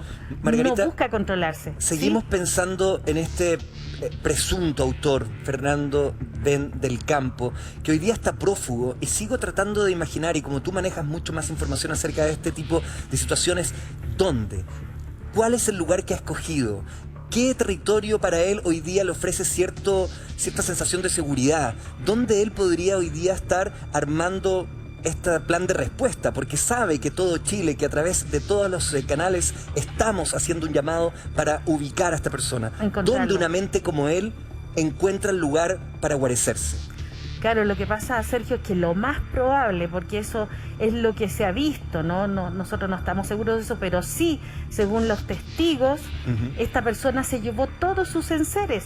Por lo tanto, y además entiendo por lo que algunos entrevistadores decían que habían cortes de luz, probablemente haya cortado las conexiones a las cámaras, etcétera. Entonces, eso te da cuenta, Sergio, de que es una persona que planificó esa acción. Por lo tanto, nosotros también podríamos pensar que él planificó dónde irse. Y eso es lo que debe quedar, obviamente, con la policía, y por eso no se pueden develar elementos para que él no sepa si la policía ya está. Por eso es el principal sospechoso. Es el principal Presunción sospechoso. de inocencia, pero es el principal sospechoso porque efectivamente cometido el crimen, esta persona que estaba bajo el cobijo y en esa propia casa, efectivamente se da a la fuga y lleva además también todos sus enseres consigo mismo. Tonka. Sí, otro punto, Margarita, es que comentan las dos familias y uno los puede escuchar con el relato de don Jaime, esta mochila con estas pistolas de fogueo, algunos artículos que él utilizaba y que también mostraba, no sabemos si para amedrentar a las familias o no, o como casi un juego, pero eso lo hizo en las dos casas, además de poner cámaras, además de utilizar estos artículos y realizar y pasar muchas horas jugando juegos, ¿verdad?, de mucha violencia. ¿Qué ves ahí en esa actitud? Claro, lo que nosotros ahí, Tonka, tú lo has dado en un punto central. Nosotros con esa información no podríamos descartar en estos momentos que él no pueda aparecer como una persona más violenta de frentón, ¿no? Que podría tornarse más peligroso. Por eso el llamado es a que si lo ven, lo ubican, hacer la denuncia a la policía. Por favor, no se arriesguen, porque no sabemos en este momento qué es lo que está pasando por esa persona. Entonces yo creo que eso es un elemento súper relevante. No se arriesguen, solamente denuncien a la policía. Y fíjate que esos elementos que tú señalas, claro, es una persona que ya estaba buscando desplegar ese comportamiento violento. Y si fuese él el autor del doble homicidio, es que ya lo concretó. Él se estaba preparando. Una persona que suponemos está carente de afecto, huérfana de afecto. Por eso creo que es muy importante lo que Rodrigo Pérez también pueda consignar con la familia. Familia que ha vivido un calvario durante toda esta semana. Ayer fueron los funerales y sin embargo están visiblemente acompañando. ¿Por qué? Porque lo que quieren es agilidad. Están justamente en el matinal porque lo que quieren es propiciar que ojalá la investigación lleve su curso lo antes posible y que a través de los medios de comunicación se establezca esa presión. Vamos con Rodrigo Pérez justamente para hablar de eso. Sí, Alex quería de hecho pedir la palabra. Yo quiero decir una cosa a la dama que está hablando, Margarita. Usted está llamando a denunciar. Usted está llamando a que si un vecino lo ve, lo ubica, que denuncie a la PDI. ¿Usted me puede explicar? Sé que usted no es abogado. Si yo ayer hice una llamada telefónica que le acabo de mostrar el pantallazo a Rodrigo a las 20:22 para informar unos hechos, unos acontecimientos que para nosotros como familia grave, y el personal de la PDI ha brillado por su ausencia durante 4 días. No puedo creer. Después de 4 días dieron una orden de detención para este sujeto. ¿Dónde está la confianza para la justicia en este país? Yo se lo aseguro que van a pasar los días Y espero que ninguno de la prensa de lo que estuvo hasta el día de ayer nos deje votado, porque esto va a seguir. Hoy día es aquí, mañana en otra comuna, el lunes va a haber una manifestación, no se la vamos a decir, va a haber una manifestación. Alex, pero el llamado a la gente tiene que ser claro.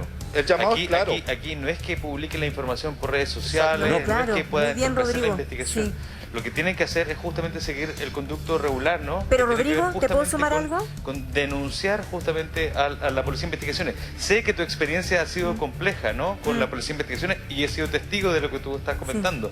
Pero el llamado a la gente tiene que seguir el conducto regular y sobre todo, como dice Margarita, a no arriesgarse, no enfrentarlo. No sabemos cómo él pueda reaccionar, no sabemos cuál es su diagnóstico hoy día, no sabemos cuál es su situación, ¿no? Entonces, finalmente, Tonka, Margarita, ahí yo creo que entiendo absolutamente tu rabia y tu molestia, pero el llamado tiene que ser claro a que la gente siga el conducto regular, llame por teléfono a la policía si usted lo ve en una panadería, en un negocio, llega, Rodrigo, y si incluso y si no llegan, y si no llegan, bueno, ahí justamente habrá que... ¿Pero habrá qué que podemos hacer? ¿no? A ver, yo te consulto a ti, si el tipo lo ve en Quinta Normal, lo atrapan y la policía no llega. Pero no Si a mí 4 días nadie se ha acercado a decirme, mira, yo soy Juan Pérez, llámame a mí si tú tienes información. Es que eso Yo llamo ayer a las 20 horas, como acaba de decir Amaro, por Dios, llamo a las 20 horas y no tengo respuesta. Por eso justamente estamos nosotros con ustedes y vamos a estar justamente con este caso para justamente fiscalizar, ¿no? De que somos finalmente nosotros los testigos. Nosotros no somos la policía ni la justicia, pero sí somos los testigos de que los procedimientos se cumplan y que si hay una información importante que usted le hizo llegar a la policía, bueno, finalmente eso tendrá que cumplirse. Si no se cumple, se fiscalizará. Se entiende la rabia. Y nosotros lo denunciaremos también como Rodrigo, se entiende la matinal. rabia, absolutamente, porque con el caso de don Jaime y su hija se hicieron todas las denuncias. Debería haber funcionado el protocolo. Esto, lo del bosque, Catalina y Rubén no debería haber pasado nunca, pero ocurrió. Entonces, claro, se suman las cosas y lo hace incluso solo un paréntesis. más complejo. Discúlpame, Sergio, lo que pasa es que nos acaban de confirmar que tenemos un contacto telefónico con una persona que fue compañera de trabajo de Fernando, de el principal sospechoso, el hombre más buscado hoy del país, de este presunto culpable. Estamos al teléfono con ella, por supuesto resguardando su identidad. Te saludamos. ¿Estás con nosotros? ¿Nos escuchas? Sí. Hola, gracias y por supuesto estamos distorsionando su voz para darle total seguridad en este testimonio. Cuéntanos cómo lo conociste, cómo era tu relación con él, qué veías en el día a día de Fernando. O sea, no era una persona normal, o sea, tampoco una persona loca. Ya. No es una persona que se pueda decir que no tenga claridad de lo que está haciendo, porque él tenía bien claro las cosas. Él se juntaba con niñas solamente, con jóvenes de menores de edad, por el tema del Pokémon GO, por carretear, sí tomaba, sí se drogaba. No era agresivo en algunas situaciones, pero sí se veían actitudes muy raras de repente. ¿Cómo qué, por ejemplo? Si podrías describir No sé, alguna que actitud. andaba con estas cosas que de la corriente, que andaba con armas, con cosas así como haciendo piruetas chinas y cosas así, como que muy metido en el tema de la agresividad que lleva de por sí el tema de los Pokémon y todo lo que es anime. Pero yo creo que esto era una bomba de tiempo que en algún momento podía pasar. ¿Por qué? Porque sus actitudes, cuando se le hablaba, se le decía algo, era como que miraba, como que contenía rabia. Yo creo que esto viene desde hace mucho tiempo, que contenía rabia.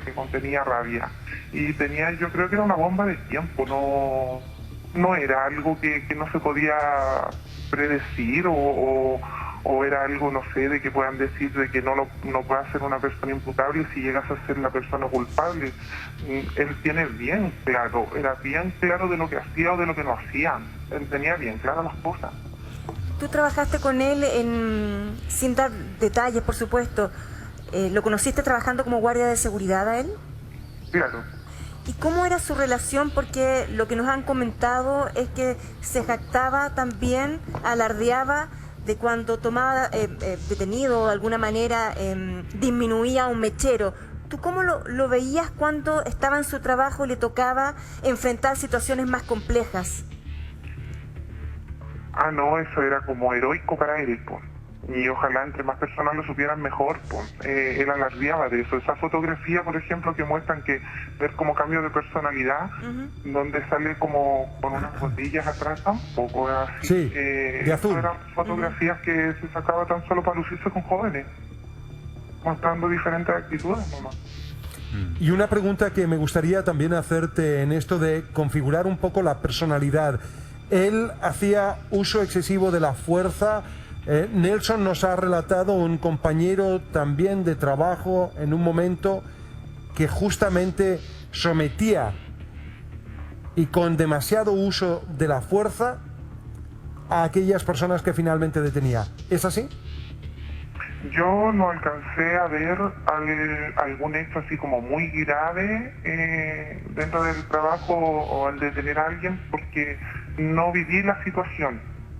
Pero de que sí, siempre andaba como alardeando de lo que él hacía y de que, no sé, de que le iba a agarrar a los meteros, sí, eso sí lo hacía. Eso es muy curioso, porque Nelson nos hablaba de lo mismo, de una personalidad que a ratos entraba en este ejercicio de decir que era guardia de Pinochet, que tenía distinto tipo de armamentos, que era comando, paracaidista. ¿Eso lo escuchaste alguna vez? Sí, pues sí contaba historia, alardeaba de sus historias, y eso es mentira. O sea, no sé, yo no entiendo cómo hay personas que han dicho que era una persona tierna, que no se mostraba con algún tipo de problema o algún tipo de psicopatía, que era una persona que se notaba a primera instancia, ni siquiera sabía modular bien ni hablar bien. O sea, era una cosa de tener dos dedos de frente para darse cuenta de que algo raro había. Y dime, una consulta, algo muy simple, pero que lo vimos en las fotografías. ¿Tú lo viste sonreír alguna vez? ¿Lo viste con una actitud más amable o siempre lo viste duro, rudo? No, sí sonreía. Ah, sonreía. Sí sonreía, pero cuando lo alababan por algo que él hacía. ¿Tú lo hubieses llevado a tu casa? No. Te lo pregunto porque en los dos casos que hemos escuchado, y principalmente en el de Claudia, que entendemos, Claudia es viuda, tiene estos dos hijos, lo conoce en las instancias laborales, se gana la confianza de ella. ¿Tú viste cómo interactuaba con la madre de las víctimas? No, porque no fue en el mismo recinto. No fue en el mismo recinto. Esto fue antes de esto, entonces, cuando él vivía en la zona costera, ¿no? No, es que no voy a... No te preocupes. No, pero el punto de yo Sergio quiero llevarte en otra dirección, si me permiten, Amaro, solamente, ¿verdad?, del alcance siguiente. Sergio, porque, pero sí, cuando lo alababan, alababan lo que él hacía o alababan lo que él estaba haciendo en el momento de hacer piruetas y cosas como de artes marciales, claro, él ahí sonreía cuando alababan la situación, las cosas que él hacía. Claro, no, entonces, no entiendo, porque yo nunca lo hubiese llevado a mi casa. Claro. Lo que pasa es que solamente en el punto de Sergio... que no era una persona de confiar. Claro, pero pasó en dos familias. O sea, tú dices que no lo hubieras llevado a tu casa, pero pasó en dos familias distintas en que le abrieron las puertas. No solamente el caso de la familia del Bosque, el caso de la familia del Tavo también le abrió las puertas y tuvieron un buen tiempo, no sé, casi un año, menos de un año con él ahí. Es que eso es lo que no entiendo, porque en el recinto, por lo menos que yo trabajé con él, o sea, todos se daban cuenta que no era una persona normal, entonces no entiendo cómo pueden decir eso tampoco. Realmente no lo entiendo. Sí, y ahí no sé si podríamos comentar algo de lo que está diciendo esta persona que es testigo, que lo conoció. O sea, una de las cosas que se establece es que él no lo vio loco, o sea, es una persona que claramente sabe lo que está haciendo, está ubicado en tiempo y espacio, y eso es importante. Muy importante lo que acaba de decir. Y además, este aspecto que tú describes, que es como una persona fanfarrona, que se exhibía, que de alguna manera, ¿no es cierto?, le gustaba mostrarse esos elementos exhibicionistas. Pero también me gustaría preguntarte si tú notaste que él podría ser una persona violenta, ya no solo agresiva, sino que violenta. ¿Te dio la sensación eso a ti? Sí. Era una persona que se podía esperar cualquier cosa. No era una persona que o sea, una persona, no sé, que es más analítica o a lo mejor más observadora, se podría dar cuenta tan solo con la mirada, aunque le estuviera sonriendo, que era una persona que guardaba mucha rabia. Es muy loco lo que nos comentas, porque habla de esa capacidad que con algunas personas, no con todo el mundo, pudo generar espacios de confianza. Discúlpame, ¿él ocupaba redes sociales? ¿Tú sabes algo acerca de aquello? Yo creo que sí, porque siempre andaba con su teléfono. Ya, pero que yo más allá no... Era lo que alardeaba delante de todos, pero así de yo tener una relación estrecha, no. Era lo que alardeaba y lo que hablaba ahí cuando estaban todos. ¿Le viste alguna novia, algún amigo, alguien con quien compartiera habitualmente más allá del espacio laboral? Él hablaba que tenía polola, que tenía 16 años, 17 años, pero más allá de eso, de nosotros conocer con la gente que se rodeaba, no. ¿Tenía amigos? ¿Salía con un grupo? ¿Era de juntarse con un grupo de personas siempre? Es que eso él decía, porque se juntaban, que tomaban, que veían el tema de los Pokémon, que eran como de esa onda, pero puros jóvenes, menores que él. Más jóvenes que él. Exacto. Perfecto, Amaro. Porque él no tiene una madurez de acuerdo a su edad. Ah, no. Sí, no, yo solamente quería preguntarte respecto, ¿verdad?, a ¿cuál es su madurez mental, a tu juicio? No sé, por lo menos en ese tiempo tiene que tener una diferencia por lo menos unos 5 años, y no sé si eso lo utiliza a su favor o no, o es parte de, o le gustó siempre juntarse con gente más joven. Te preguntaba por eso y porque además también me gustaría, en lo personal, ¿qué te motiva a ti a hacer esta llamada? Cuando hemos estado efectivamente durante la semana tratando de entender quién es. ¿Cuál es tu preocupación central, la razón por la cual haces esta llamada? De que si él llegase a ser culpable, que no fuera juzgado como corresponde. Y que la gente tenga cuidado. Que los jóvenes tengan cuidado, que un llamado, no confiar en la primera persona que se cruza porque cuenta una historia de pena. Que él también contó esa historia de pena con la mamá y un montón de cosas, pero nadie le creyó.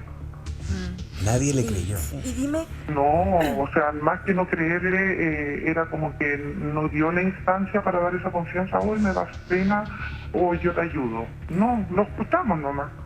Y habitualmente si hacía eso, que a veces no comía, y no porque no tuviera plata, sino que no comía.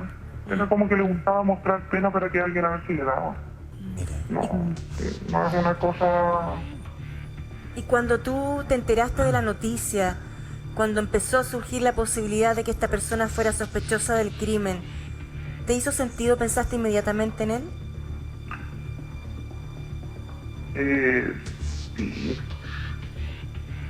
Sí, no fue como muy extraño que digamos. Yo creo que era como una bomba de tiempo. Margarita. Sí, bueno, yo quería comentar, además, agradecerle el testimonio a esta persona porque de alguna manera nos está confirmando, Amaro, que esta persona es peligrosa, ¿no? Y ahora no sabemos en qué condiciones está. Y fíjate que otro elemento preventivo, fíjate que esta persona solía hacer amistades utilitarias con personas menores de edad que él. No hay nada más fácil que manipular o utilizar a personas que son menores que uno, por ponerse un caso, ¿no? Porque obviamente esta diferencia etaria, de rango etario, no solamente tiene que ver con esa diferencia de edad, sino que con las capacidades que tiene otra persona, porque él sería más maduro, manejaría... ¿Perdón? No te escuché. Pero engatusar con sus historias, yo creo, con envolver a la gente con sus historias. Exactamente, bueno, la manipulación y envolver, discúlpame, envolver con historia porque son menores de edad, ¿no? Por eso que manipular a gente joven es muy fácil. En ese sentido es muy fácil, ¿no? 2 víctimas fatales, pero una víctima que está viva y para contarlo, y cuyo testimonio también conocimos esta semana cuando estamos analizando las fotografías de la persona más buscada en estos momentos en todo Chile. Presunción de inocencia, es cierto, pero extreme cuidado si efectivamente da con este sujeto Y la advertencia del caso es, por favor, contáctese de inmediato con la policía. Tenemos sí el testimonio, y entiendo yo en dirección que podemos darlo, el testimonio, ¿verdad?, de esa víctima, que sí está viva para contarlo, cuando ayer vimos el funeral de 2 otras menores de edad que fueron brutalmente asesinadas. Conozcamos este testimonio para echar más luces en torno a este sujeto. Yo pasé acoso de parte de él, llamadas, amenazas, intentó abusar de mí, cosa que yo lo hice saber, yo avisé a la justicia. Cada vez que pasaba algo, llamada, amenaza, mensaje, yo me acercaba a la comisaría, pero nunca se hizo nada. Tuve que tomar los medios de tener que gestionarlo por mis redes sociales. Intenté alzarlo lo más posible. Y dentro de eso, dígame. Camila, lo que nos cuentas es feroz. Todo lo que está pasando es terrible, pero esa pesadilla no ha cesado en tu historia, porque esto ocurrió a comienzos del año pasado, pero estos mensajes y estas amenazas no se detuvieron, entiendo, hasta hace pocos días. ¿De dónde has sacado fuerza para enfrentar estos minutos, Camila? Exacto. Desde que pasó ese tema de que intentó abusar de mí, ahí comenzó todo el infierno en mi vida, porque las llamadas, mensajes, Instagram, Face, eran un sinfín de cosas con las que yo tenía que lidiar día a día. De verdad que era día a día. Yo ahora en la actualidad a mí me llama un número desconocido y a mí se me corta el cuerpo. Es un proceso demasiado difícil con el cual he tenido que lidiar y he tenido que seguir con mi vida de una manera normal. Yo salgo de mi casa y yo no salgo de manera segura, no salgo de manera tranquila. Tengo que estar mirando a todos lados y tengo que cuidarme más de lo normal por miedo a que él aparezca y me haga algo. Porque siempre tuve esa sensación de que él me iba a hacer algo tras las amenazas que a mí siempre me llegaron de él. Camila, tú como víctima deberías contar con un cierto resguardo, con el apoyo psicológico para salir adelante, pero sin duda no estás segura, no te sientes segura, y más en esta situación. Cuéntame, ¿cómo lo conociste a este hombre? Nos dicen todos que en un primer momento siempre las relaciones son buenas, se transforma en un buen amigo, se muestra débil, se muestra silencioso. ¿Qué nos podrías decir tú? ¿Cómo lo describirías tú a este hombre? Respecto a la primera pregunta de cómo lo conocí yo lo conocí cuando tenía como 16, 17 años. Era menor de edad. Lo conocí a base de que él era hermanastro de la persona que actualmente es mi amistad. No voy a hablar sobre el tema de ella por respeto a su privacidad, pero también pasó cosas muy similares a lo que yo pasé también con este personaje, siendo que era su hermana. Es demasiado fuerte. En primera instancia que yo lo conocí, se vio una persona demasiado respetuosa, simpático, humilde. No se la había encontrado como nada negativo. Él contaba que él trabajaba, que desde chico él luchaba por salir adelante, que quería tener su casa, que le gustaba su trabajo, que era su pasión. Cosas normales que habla, más que nada. Él cuando llegó acá, después llegó la temporada de verano en enero, nosotros tenemos un negocio familiar y por mayor seguridad dijo no, pongamos cámaras, todo, bla, bla. Y se puso una cámara aquí en la entrada principal, se puso allá una afuera, una en el negocio y en distintos puntos de la casa para mayor seguridad. En el momento en el que él le tocó irse, él desactivó todas las cámaras y se le quedó solamente una, que fue esa, que estaba puesta aquí en la puerta de la entrada principal hacia la calle. Él demuestra ser una persona buena y por dentro está lleno de maldad, porque para haberle hecho eso a un niño y haber hecho tantas cosas a muchas niñas, es una persona que está llena de maldad, que está muy mal psicológicamente. Pero él demuestra todo lo contrario, es una secuela que él lleva, yo creo que debe ser de toda su vida, porque lo sabe manejar muy bien, sabe manipular muy bien a las personas y hacer quedar bien, ese es el punto. Ahí está parte del testimonio de Camila. Ella y su papá, don Jaime, y toda la familia están tremendamente preocupados, se sienten amenazados. Así lo comentó en el testimonio de la jornada de ayer. Rodrigo, seguimos contigo. Adelante, por favor. Sí. Sí, mira, estoy viendo justamente el mensaje que la familia cree, escribe justamente el sospechoso, pero con otro perfil, con otro nombre. A ver. Y lo estoy leyendo, no voy a relatar el contenido completo, pero justamente a través de un Facebook que ellos creen es un Facebook falso, le escribe y con una intención clara. Lo que quiere esta persona es contactarse con el hermano de Rubén y Catalina, es decir, contigo. Fernando.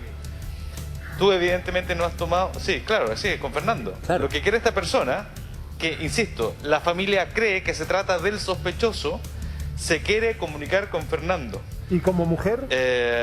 ¿Cómo estás tú con esto? Es un perfil de una mujer, es el perfil de una mujer. Porque eso es evidentemente clave. no vamos a relatar el contenido completo, pero claro, sí, es una mujer y al menos dentro del círculo no reconocen a esta persona, no saben de quién se trata y creen que se trata de un Facebook falso y que se trata de el sospechoso. ¿Tú has logrado saber tienes alguna idea de por qué esta persona que ustedes creen se trata del sospechoso quiere hablar contigo? La verdad no encuentro ilógico que quiera hablar conmigo, o sea, ¿qué me quiere decir? ¿Me quiere dar mi más sentido pésame? No sé, perdón por matar a tu hermano, no sé qué quiere decir. Ahora... ¿Tú estás convencido de que se trata de la persona que todos creen que es el sospechoso? Al 100% no lo creo porque igual me pongo en la otra cara, que puede ser una persona que lo puede haber conocido, puede parecerse. Hay muchos datos que son muy claros. Controversias, claro. Ahora también no es el típico mensaje que mandan de consolencia o no es el típico mensaje que dice pucha, perdón, mucho ánimo, cualquier cosa, avísame, el más común. Pero no, es casi un testamento largo y es reiterativo, o sea... Larguísimo a ver, ¿y por qué a usted le explicar? ¿El por qué a usted le hace sentido y por qué ustedes creen que se trata de la persona que todos estaban buscando? Porque da muchos datos específicos de una persona que solamente que conoce a Fernando podría dar, ¿no? Claro, ¿y por qué exactamente conmigo? Claro. No con mi mamá, ¿por qué no con mi tío o con mi otro tío? ¿Por qué exclusivamente conmigo? ¿Qué es lo que pasa o qué quieres decirme? No sé. ¿Fernando? ¿No te preocupa, Fernando, que te quiera ubicar a ti? Me preocupa un poco, pero no estoy tan preocupado tampoco.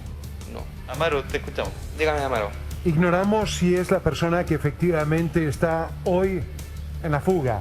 Pero Fernando, lo que quiero preguntarte es, en esos mensajes, ¿hay preguntas? ¿Te hace preguntas? Porque puede estar recabando efectivamente información que es clave. Claro, exactamente. Como hablamos en delante, ¿no es cierto? Es una persona manipuladora, partiendo por la base. Sabe hacerlo, sabe cómo manipular a la gente. De estar creándose un Facebook falso, haciéndose pasar por una persona que está afectada y para hablar exclusivamente con nosotros para poder conseguir algo. Lo que pasa Entonces, es que si fuera el caso, Fernando, por eso te hago la pregunta, porque si fuera el caso, evidentemente quieres saber cuáles son las maniobras. No puede entablar contacto con tu madre, no puede entablar contacto con la PDI. Tú eres el eslabón y tú eres la vía para poder entender en qué está y cómo está avanzando y qué información efectivamente podría tener la familia que quizá los medios de comunicación no tienen y que tú podrías compartir. Estamos haciendo una hipótesis, pero es una hipótesis que está bastante bien asentada. Fernando, ¿te hace sentido? Claro. Sí, me hace mucho sentido. De hecho, lo pensé en un rato y claro, pues yo puedo ser su método de búsqueda para conseguir algo. Pero es lo que decía mi tío. Él ayer a las 8:20 llamó a la PDI, Brigada de Homicidio, pero el cual no se hicieron cargo. O sea, pésima gestión por parte de ellos. Entonces, si yo voy ahora a la fiscalía diciendo que yo soy el hermano de ellos, le cuento todo lo que pasó, va a pasar exactamente lo mismo. En cuanto a mí, a lo personal propio, ningún personal de la PDI se ha acercado diciéndome, oye, aquí tiene mi número, mándame algo, cualquier cosa, nada. Fernando, no quiero preocuparte es bien más. extraño Sí. el mensaje. Sergio, te escucho. Sí, brevemente, lo que pasa es que también me sorprende esto que estamos conversando, porque si es supuestamente él, el supuesto criminal, que se está tratando de contactar contigo, yo también te he visto en pantalla hablando con una firmeza poco poco habitual. Creo que ha sido el más corajudo en enfrentar las pantallas y al decir, no le tenemos miedo, lo vamos a encontrar, esto no se va a quedar así. Ha sido de una u otra manera el más desafiante con el supuesto autor del crimen. Claro, es que es muy doloroso sí estar frente a las cámaras igual y estar contando de la muerte de un familiar. Por supuesto. Pero a lo que voy también es que es el único método que hay, ya que como lo comenté hace 2 días atrás, creo que ya no me acuerdo, hay que partir por la base que es mejorando las leyes. Si no hay una base mejorando las leyes, no hay nada que hacer. Entonces el único método que hay que poder lograr expresarse y poder que haya justicia es comunicando con el medio de prensa. Claro. Y hay que más, yo por lo menos estoy armado de valor al 100% para poder enfrentar y comunicarme hacia ustedes de lo que está pasando. O sea, es algo duro, pero yo lo voy a seguir haciendo igual porque hay que hacer justicia, es lo principal. Fernando, yo no le tengo miedo. Te quiero hacer la siguiente pregunta. Sin dar la identidad, ¿qué nos puedes decir respecto a esta supuesta mujer que está contactándote para recabar información? ¿Qué tipo es? ¿Una persona joven, no joven? ¿Qué semblanza tiene? Mira, para mí es igual viendo parte psicológico, no es él. No veo que esa foto que tiene de mujer no es, parece una foto robada, de hecho, de un perfil o de Google, que es muy fácil hacerse un Facebook y crearse, agregar fotos, todo, muy fácil. Entonces yo creo que ese perfil es falso, o sea, aparte muy fácil poder mandar un mensaje a través de mensajería, así que...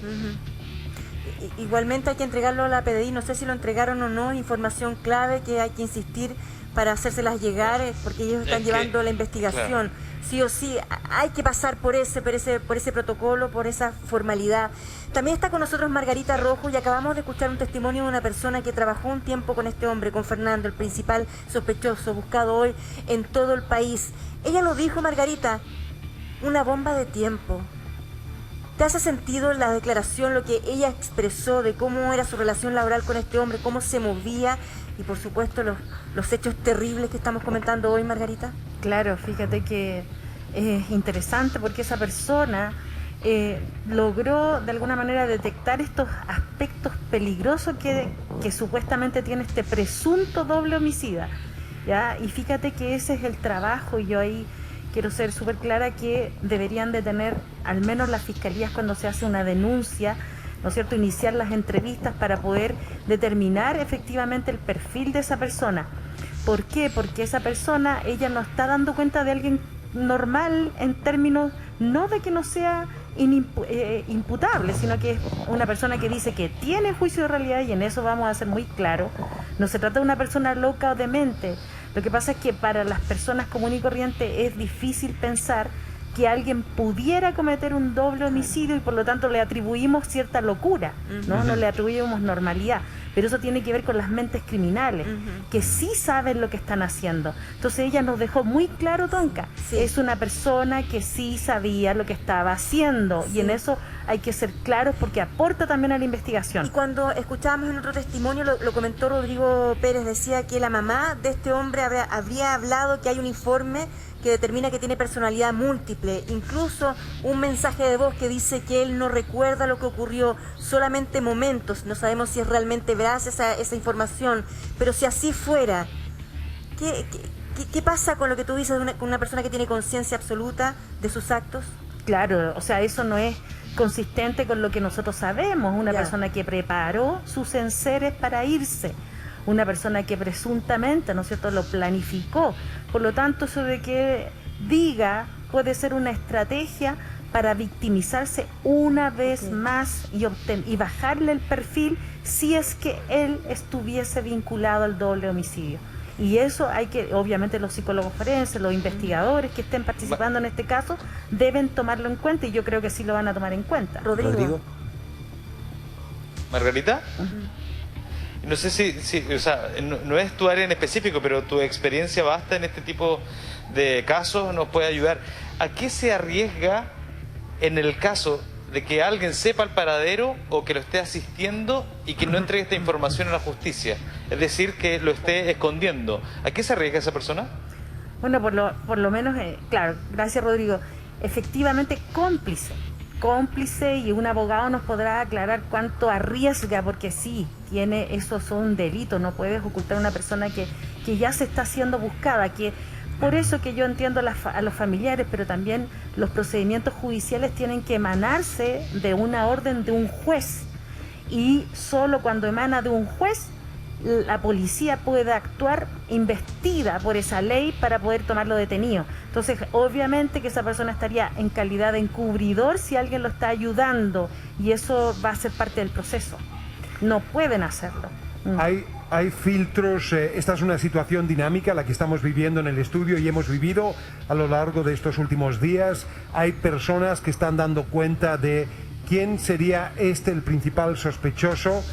Y evidentemente vamos a resguardar la identidad y distorsionar la voz, pero estamos ahora en contacto con otra persona que quiere brindar y arrojar información. Estamos en línea en estos momentos. Entiendo que me escuchas. ¿Qué quieres compartir con nosotros? Hola. Hola, ¿Aló, ¿estás aló? con nosotros? Buenos días. ¿Aló? Sí. Hola, buenos días. Buenos días. ¿Qué te motiva a llamarnos, por favor? Lo que pasa es que yo... Cuéntanos. Lo que pasa es que yo siento el dolor de mi jefa Claudia, porque yo también perdí a un hijo, entonces sé el dolor inmenso que tiene ella, y desde aquí le quiero darle mi más sentido pésame y todo mi apoyo. Señora, bueno, yo soy... ¿Usted está hablando por teléfono? ¿Por manos libres? Porque no le alcanzamos a escuchar tan claro, para que no se acerque tanto al auricular si es que está hablando por teléfono. ¿Podría intentar hablar ahora, por favor? ¿Aló? Ahora se le escucha Ahí más se le claro. escucha mejor, sí. Cuéntenos, ¿usted conoció a este hombre, a Fernando? Sí, yo soy una ex compañera de él. Mira. ¿Y qué nos podría decir al respecto de él? ¿Cómo fue su relación con él? De sus actitudes, de su personalidad.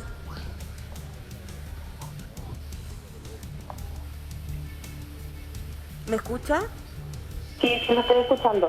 Mire, el Ben, porque así lo conocimos, el Ben, mostraba otra faceta. ¿Cuál? El Ben era tímido, callado, muy humilde, demasiado humilde, que apenas hablaba, pero a la hora de salida, hora de confianza, porque tenía con algunos compañeros, tenía confianza. Siempre mostraba videos, los videos, y el video que más me llamó la atención fue uno cuando tenía a un joven en un cuarto, desnudo, y lo retaba, le decía, ¿qué sentiste el Ben te tenga aquí encerrado, castigado, así? No es necesario que usted nos entregue tantos detalles, pero solamente para comprender, es una persona que él tomó de alguna manera porque estaba robando algo en el lugar, ¿no es así? Para entenderlo solamente. Sí. Ok, y él funcionaba así, siempre funcionaba así, de manera agresiva en su trabajo, cuando encontraba a alguien que estaba, o pillaba a un mechero, por ejemplo. Claro, robando. Pero lo que pasa está... es que el Ben, claro, era a veces que se encontraba un mechero o algo, era el primero en salir a detenerlo, porque él se creía como superhéroe. Él se creía superhéroe. Se creía un superhéroe. Sí, él siempre contaba que él estaba contra la delincuencia, contra todo lo que era delito, todas esas cosas. Lo que quiero sacar en claro de ese video que usted relata es, ¿él estaba jactándose de que estaba humillando a esa persona? ¿Es eso lo que nos está señalando usted? Sí. ¿Y usted pudo denunciar ese comportamiento o algún compañero denunció ese comportamiento? No, porque nosotros le advertimos, le decíamos, ven, eso es malo, lo que así cualquier día te van a tomar detenido, te van a tomar tu celular y te pueden detener, porque eso no se hace. ¿Y Y qué se decía? reía, después decía, él se reía, decía que era broma. Pero estos videos los mostraba siempre a la hora de salida, porque nosotros salíamos, póngale a las 8, como a las 9 ya nosotros ya estábamos fuera del local. Y ahí los mostraba y se reía. Cuénteme, señora, cuando usted se entera de este caso, sabe que es el principal sospechoso de la muerte de los dos hijos de la señora Claudia. ¿Le hace sentido a la persona que usted conoció, con la persona con que usted trabajó, este hombre, Fernando, le podría haber quitado la vida a los dos hijos de Claudia?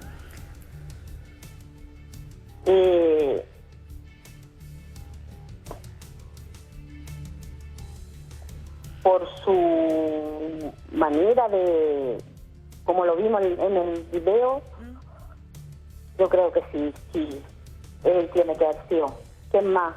Pero pone en duda una cosa también, porque yo digo, ¿cómo le podía haber pasado por la mente si él siempre hablaba que mi jefa era todo para él, que la quería tanto, siempre habló maravillas de mi jefa Claudia, siempre como que ella era lo máximo. ¿Era celoso? Entonces, ¿Él? ¿Perdón? ¿Se mostró en algún momento celoso, Fernando? No, es que él siempre hablaba de ella con mucho respeto, como que mi jefa era algo superior, algo de otro mundo, no sé, siempre. ¿Una madre? Sí, porque la quería mucho.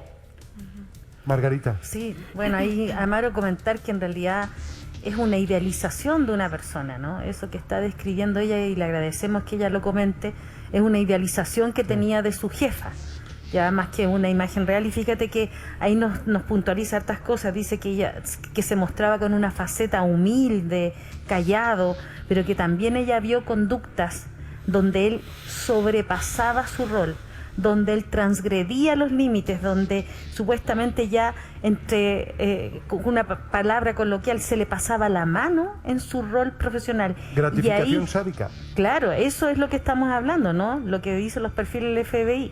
La gratificación sádica ya estaba en curso y eso no pusieron atención. ¿Por qué? Porque él acostumbraba a manipular a las personas, apareciendo, porque fíjate que más que personalidad múltiple, esto corresponde a las personalidades camaleónicas, es decir, se camuflan y aparecen más humildes, más tímidos, más callados, cosa de no hacer sospechar al otro. Acá mi hipótesis de este presunto, ¿no es cierto?, doble homicida que estaría vinculado, porque se tiene que establecer primero, pero aquí estamos viendo que es una persona que sí tiene juicio de realidad, no es una persona loca o demente, es una persona que estaba satisfaciendo, gratificando sus impulsos sádicos. Es una hipótesis y lo han mostrado los testigos, ¿no? Claro. Yo quisiera preguntarle y agradecerle también su testimonio. Las últimas oportunidades que usted lo vio a él, ¿lo vio de alguna manera especial, taciturno, más excitado? Cuéntenos, porque es muy relevante lo que usted nos está explicando en esta oportunidad. La última vez que lo vi fue cuando él contó que había tenido un accidente. En el trabajo él contó que se había quemado las manos con un hervidor. A mí me dijo que había sido en las protestas, que le habían lanzado benzina en sus manos, y pucha, a mí me dio mucha pena porque, como le digo, muy humilde, muy así. Yo le compré remedios. Acerca de la herida, las manos, todo eso. Porque los tíos Sebastián y Alex nos han hablado acerca de esa herida, y también el colega, también otro de los guardias de este supermercado. ¿Cómo es la herida? Perdone que le pregunte, porque estamos invitando a la ciudadanía a que ponga mucha atención, porque tal vez a través de algún pequeño testimonio podemos dar con la pista de este sospechoso. ¿Cómo era la herida en la mano izquierda? Es quemadura. Es una quemadura. ¿Es una quemadura grande? ¿Es sobre la parte superior de la palma? O sea, de la mano. No, es toda la mano. toda la mano. O sea, se ve a simple vista, señora. Claro. Sí, se nota, se nota. Ok. Otra cosa que usted acaba de decir es que usted le compró medicamentos. ¿Cómo era su relación con él? ¿Él también buscó protección de parte de usted?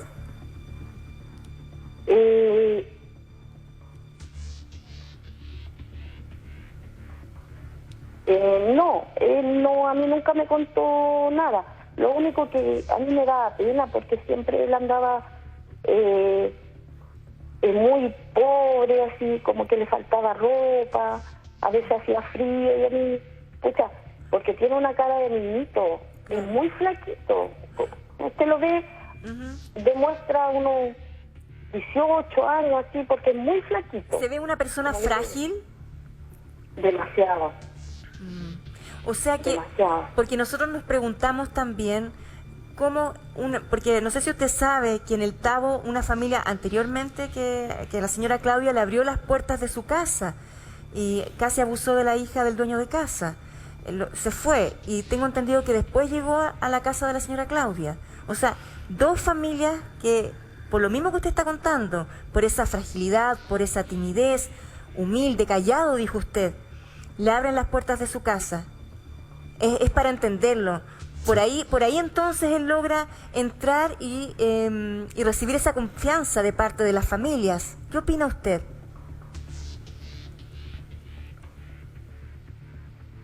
Mire, lo que pasa es que cuando uno es mamá y ve a personas así, pucha, uno piensa, podrá ser mi hijo, tendrá frío, tendrá hambre este cabrito. Eso es lo que a uno se le viene por la mente. Porque a mí, sinceramente, a mí me da demasiado pena verlo tan, inclusive cuando trabajó de guardia, hasta sus zapatitos lo andaba cayendo roto. Es bien relevante lo que nos dice. No, que es verdad. Aparte, a veces hacía frío y él siempre andaba heladito, con una pura polerita, a veces, pucha, o las cosas que andaba trayendo puestas le quedaban demasiado grandes. Es bien relevante lo que nos dice porque son dos testimonios que apuntan a lo mismo. Usted trabajó o trabaja con Claudia, la mamá de los dos menores. ¿Nos podría explicar cómo era la relación entre ambos? Mire, yo trabajé con mi jefa Claudia, después ella la trasladaron a otro local y después empecé a trabajar con el Ben. Cuando llegó Ben, hablaba, como le vuelvo a repetir, muchas cosas buenas de la jefa Claudia. Sí, era muy buena persona, se la quería mucho. Los niños eran su hermanito, así hablaba él. ¿Se vinculaban, se iban juntos del trabajo hacia la casa? ¿El Ben y yo? Sí, Fernando con Claudia volvían juntos porque Fernando residía en la casa de Claudia, arrendaba una pieza, ¿no? Ah, no, porque yo después no... la jefa Claudia se cambió de instalación. Ok. Muy bien. Si usted pudiese decirle algo a esta persona que usted conoció como Ben, si usted pudiese hablar con él, porque él la conoce, compartieron, usted dice que muchas veces habló, que lo trató de entender, de aconsejar. Si usted pudiese tomarse un par de segundos y decirle algo a él, ¿qué le diría en este momento? ¿Qué le diría? Ben, no te das cuenta del daño grande que hiciste.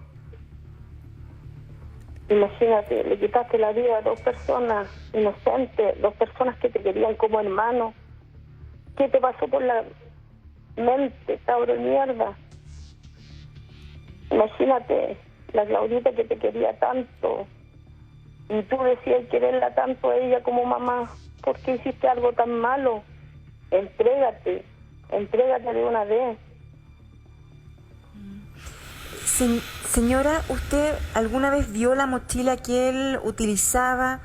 Dicen que tenían ciertos como artículos eléctricos, ¿verdad? Como pasacorriente, no sé cómo se llaman estos que lanzan corriente. Sí. Pistolas de fogueo, unos spray para láser. ¿Usted vio alguna vez esa mochila y las cosas de él? Claro, yo vi la mochila, pero en el local a donde trabajaba conmigo, él andaba con su típica mochila Pokémon, que era una esfera, era como una pelota de Pokémon. Esa era su mochila. Pero en el local nunca le di arma, nada de eso. Solo en las fotos que mostraba por celular, que él siempre hablaba que tenía armamento. Él se las conseguía fácilmente. ¿Y qué otras fotos le mostró? ¿Le mostró algo más íntimo, parte de su familia, las fotografías? No sé si usted le conoció a algún amigo, alguna amiga, o le contó algo más de su historia. No, a mí jamás me contó ninguna historia, ni fotos de la mamá, ni familiares.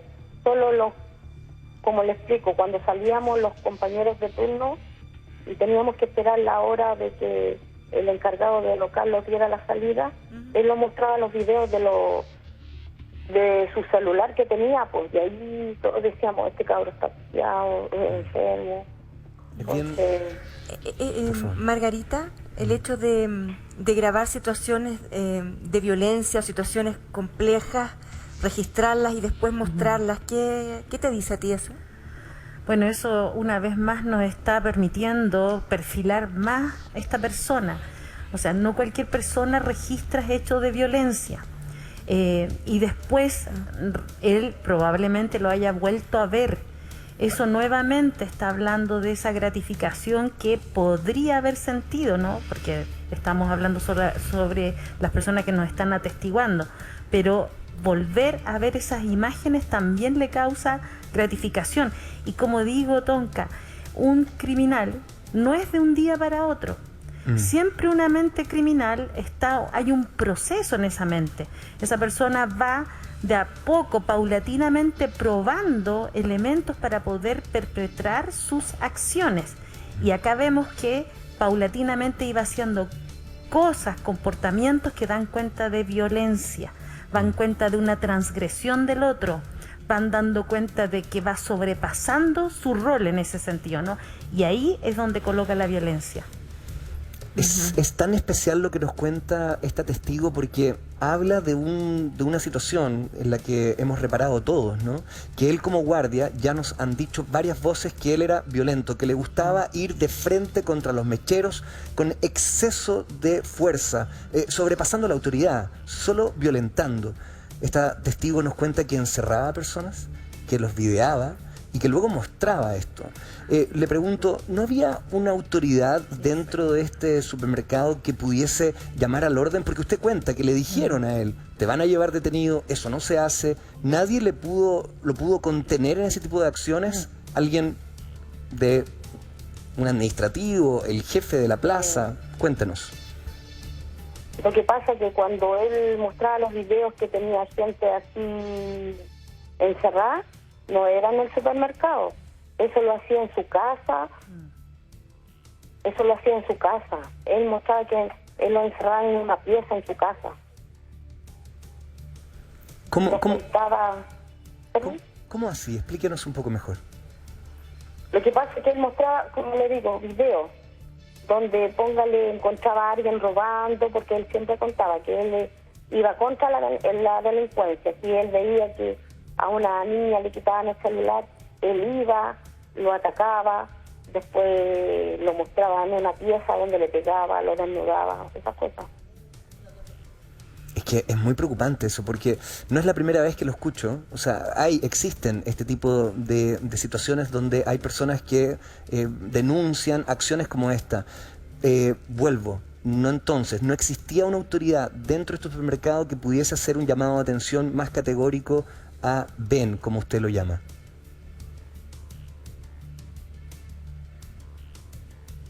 ¿Me escucha? Pero como le insisto, estos tipos de agresiones donde maltrataba y les quitaba la ropa, no lo hacía dentro del supermercado. Esto él bien claro lo contaba, que lo hacía afuera, en su casa. Ok. Muchas gracias. ¿Qué recogerías, Claudia?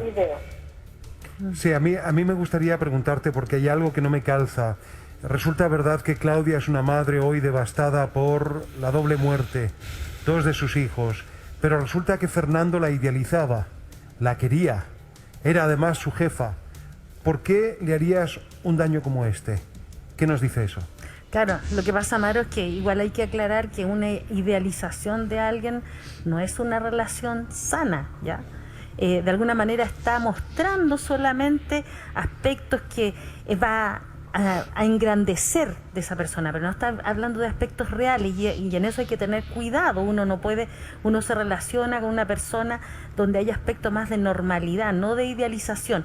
Eso es una alarma, ¿ya? Hay algunos elementos que nos van dando ciertos factores que podemos detectar, ¿no? Pero si la idealizas, tampoco querrías traicionarla. Lo que pasa es que ahí está la otra parte, porque cuando hay una idealización, Amaro, hay una supuesta negación, ¿no es cierto?, de todo lo que se está descalificando. Una persona puede aparecer idealizando a alguien y al rato descalificándola, desvalorizándola, ¿me entiendes? O sea, esa persona pierde el valor. Por eso que esa es la trampa de idealizar a alguien, porque no se ve a una persona integrada con todos sus aspectos, sino que se ve en un momento idealizada como alguien una persona omnipotente lo hace, pero al rato la puede descalificar, la puede humillar, la puede destrozar, y además él también tenía ese tipo de comportamientos donde nos describe, la persona que nos ha llamado, que aparecía como humilde, como sencillo, pero que en realidad después aparecía, o tuviste las fotos, donde él aparecía con armas, detentando, poder. Entonces esta utopía, esto que desarrolla él, eso tampoco es normal. Y con videos humillantes. En términos de normalidad del comportamiento, no en términos de que él sea loco o demente. Me gustaría también darle el pase a Rodrigo en esta conversación en que estamos con este testimonio. Rodrigo está con parte de la familia, han seguido atentos las declaraciones también, conformando aspectos de la personalidad de este hombre que sería hasta el minuto el principal sospechoso buscado en todo el país. Rodrigo. Sí, y teníamos, muchas dudas porque estábamos escuchando atentamente al testimonio y teníamos muchas dudas respecto de las denuncias, ¿no? Lo que le preguntabas tú, lo que le preguntaba Sergio, pero además hacia Margarita, porque hemos escuchado a Fernando incluso haciéndole un llamado directo a esta persona para que se entregue, pero teníamos la duda de si esta persona puede sentir, con las características que dice Margarita, puede sentir hoy día algún grado de arrepentimiento o de conciencia, de culpabilidad, para finalmente que este llamado que tú le haces directamente para que él se entregue tenga algún tipo de efecto o no. Margarita, ¿alguien con esas características realmente puede estar arrepentido de lo que ocurrió? Bueno, Rodrigo, tu pregunta en realidad es importante, porque lamentablemente, si nosotros estamos en la hipótesis de que esta persona tendría esos rasgos psicopáticos, esas personas no sienten remordimiento, no tienen culpa, y además fíjate que la antesala de esto, para que ustedes vean que ese comportamiento sería así, una persona que ha sido acogida, que ha sido recibida, imagínate cómo termina, lo que termina haciendo, lo que habría terminado haciendo, porque no sabemos si él es, pero él es el principal sospechoso, cometiendo un doble crimen. Entonces ahí no hay ningún tipo de remordimiento, ningún tipo de culpa, empatía. O sea, Margarita, con tu expertise, una persona, no se pueden aplicar a los casos anteriores, pero tú tienes vasto conocimiento en situaciones policiales parecidas, ¿se podría llegar a entregar? Mira, fíjate que lo que hemos visto en otros casos es que muchos de ellos podrían intentar suicidarse. ¿Por qué? Porque como hay mucha omnipotencia, esa persona no tolera que venga, ellos están por sobre la ley, por sobre todo. Por lo tanto, no toleran que venga una ley o alguien a ponerle orden, ¿no? Ellos están por sobre Dios, por sobre las leyes. Y muchos de ellos terminan suicidándose porque no lo van a tolerar, no por culpa, no por arrepentimiento, sino por no someterse a la ley establecida. Todo eso si es que él no ha logrado establecer una guarida, porque tú has hablado y hemos conversado mucho de que esto tuvo planificación, la forma en que se hizo, la manera en que sale del lugar de los hechos.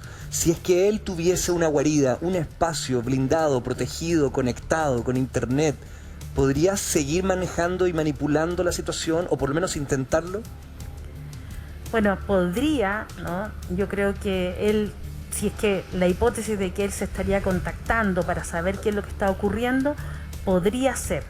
¿Ya? Ahora, todos los elementos, ¿no?, que están aquí deben ser estrictamente reservados porque la policía, ¿no?, es la que tiene que ir en busca de esa persona. Pero yo, volviendo a lo que tú dices, Sergio, lo más probable es que sí tenga un lugar donde ya lo haya planificado para estar y que sí se esté comunicando, que tal vez tenga... ahora, cuando las personas como ella se sienten muy acorraladas, podrían terminar, como dije yo, en algunos casos donde se hemos visto que terminan suicidándose. Claro. Hay casos históricos, ¿no? Sí. Y tantos, de personas que se sienten las más grandes y al verse acorraladas deciden terminar el juego Te puedo nombrar un caso que tal vez lo vamos a tocar, el caso de Antares de la Luz. Justamente lo vamos a tocar, lo tenemos preparado dentro de nuestros temas porque ocurrió un hecho en particular que le da nuevamente contingencia y vigencia al caso. Ya vamos a ir con eso en breves minutos más. Seguimos con el testimonio de una señora que gentilmente nos ha llamado para complementar y comentar cuál fue su vivencia, su experiencia y la personalidad de este hombre. Usted nos ha dicho una y otra vez, lo tengo acá, tímido, callado, humilde. ¿Usted lo vio alguna vez en un conflicto con algún compañero de trabajo, por ejemplo, señora? No, era bien sociable. ¿Ya? Sobre todo con lo que hablaba más, porque éramos como 4. Pero con los demás, el puro saludo. El otro testimonio anterior nos dijo que bebía alcohol, que se drogaba también. ¿Usted qué nos puede decir al respecto? Nunca lo vi. No lo vi ni fumando en el local. ¿Sabes? Ella, perdóneme, testigo, usted señaló al iniciar su conversación que usted también perdió a un familiar muy cercano, entiendo que un hijo. En ambas situaciones hemos visto personas que han tenido la vocación de ayudar al otro. ¿Usted nunca se ha sentido, a propósito de lo que estamos conversando y de lo que se ha ido develando de este Ben, que usted podría haber sido también una persona que él haya querido manipular porque la podría haber visto desvalida, con interés de proteger al otro, de recoger una figura juvenil más cercana o más parecida a lo que sería su hijo? Lo que pasa es que nunca se me pasó por la cabeza traerlo a la casa. Ya, pero de ayudarlo sí. ¿A usted nunca entonces se le hubiese ocurrido llevarlo a la casa? ¿Usted no lo hubiese...? No, porque, como le digo, soy desconfiada, tengo niños chicos yo y uno nunca sabe. Ya, o sea, tal vez él observó eso en usted y tal vez no quiso seguir cultivando esa relación, porque es un lugar común, Margarita, ¿o no? El encontrar personas que tienen cierto cuadro, ciertas, como nos decía Amaro hace algunos minutos, ciertas debilidades, comillas, porque no es una debilidad, es un hecho de la vida, para poder cometer su ejercicio de manipulación. Claro, lo que pasa es que, Sergio, estas personas son muy expertas en identificar la vulnerabilidad del otro. Y en ese lugar es donde se introducen, ¿no? Además que él ya estaba probando, que se dio cuenta que las personas fácilmente adquieren cierto grado de confianza cuando se victimizaba. O sea, aquí la señora nos contaba que a lo mejor se mostraba tímido, pero también que a lo mejor pasaba frío, que era delgado, que de alguna manera le daba cierto aspecto de ser vulnerable. Y obviamente que una persona cuando ve a otro que es vulnerable, no se imagina que esa persona le podría hacer daño o que lo podría atacar. Y eso es lo que usó. Abusó de esa, manipuló y abusó de la confianza que le habían dado. Usted, testigo, está preocupada, ha temido por sus amigos, sus compañeros. ¿Cuál es la conversación que usted sostiene con sus colegas, con los que convivieron tanto tiempo, tantas horas con el principal sospechoso?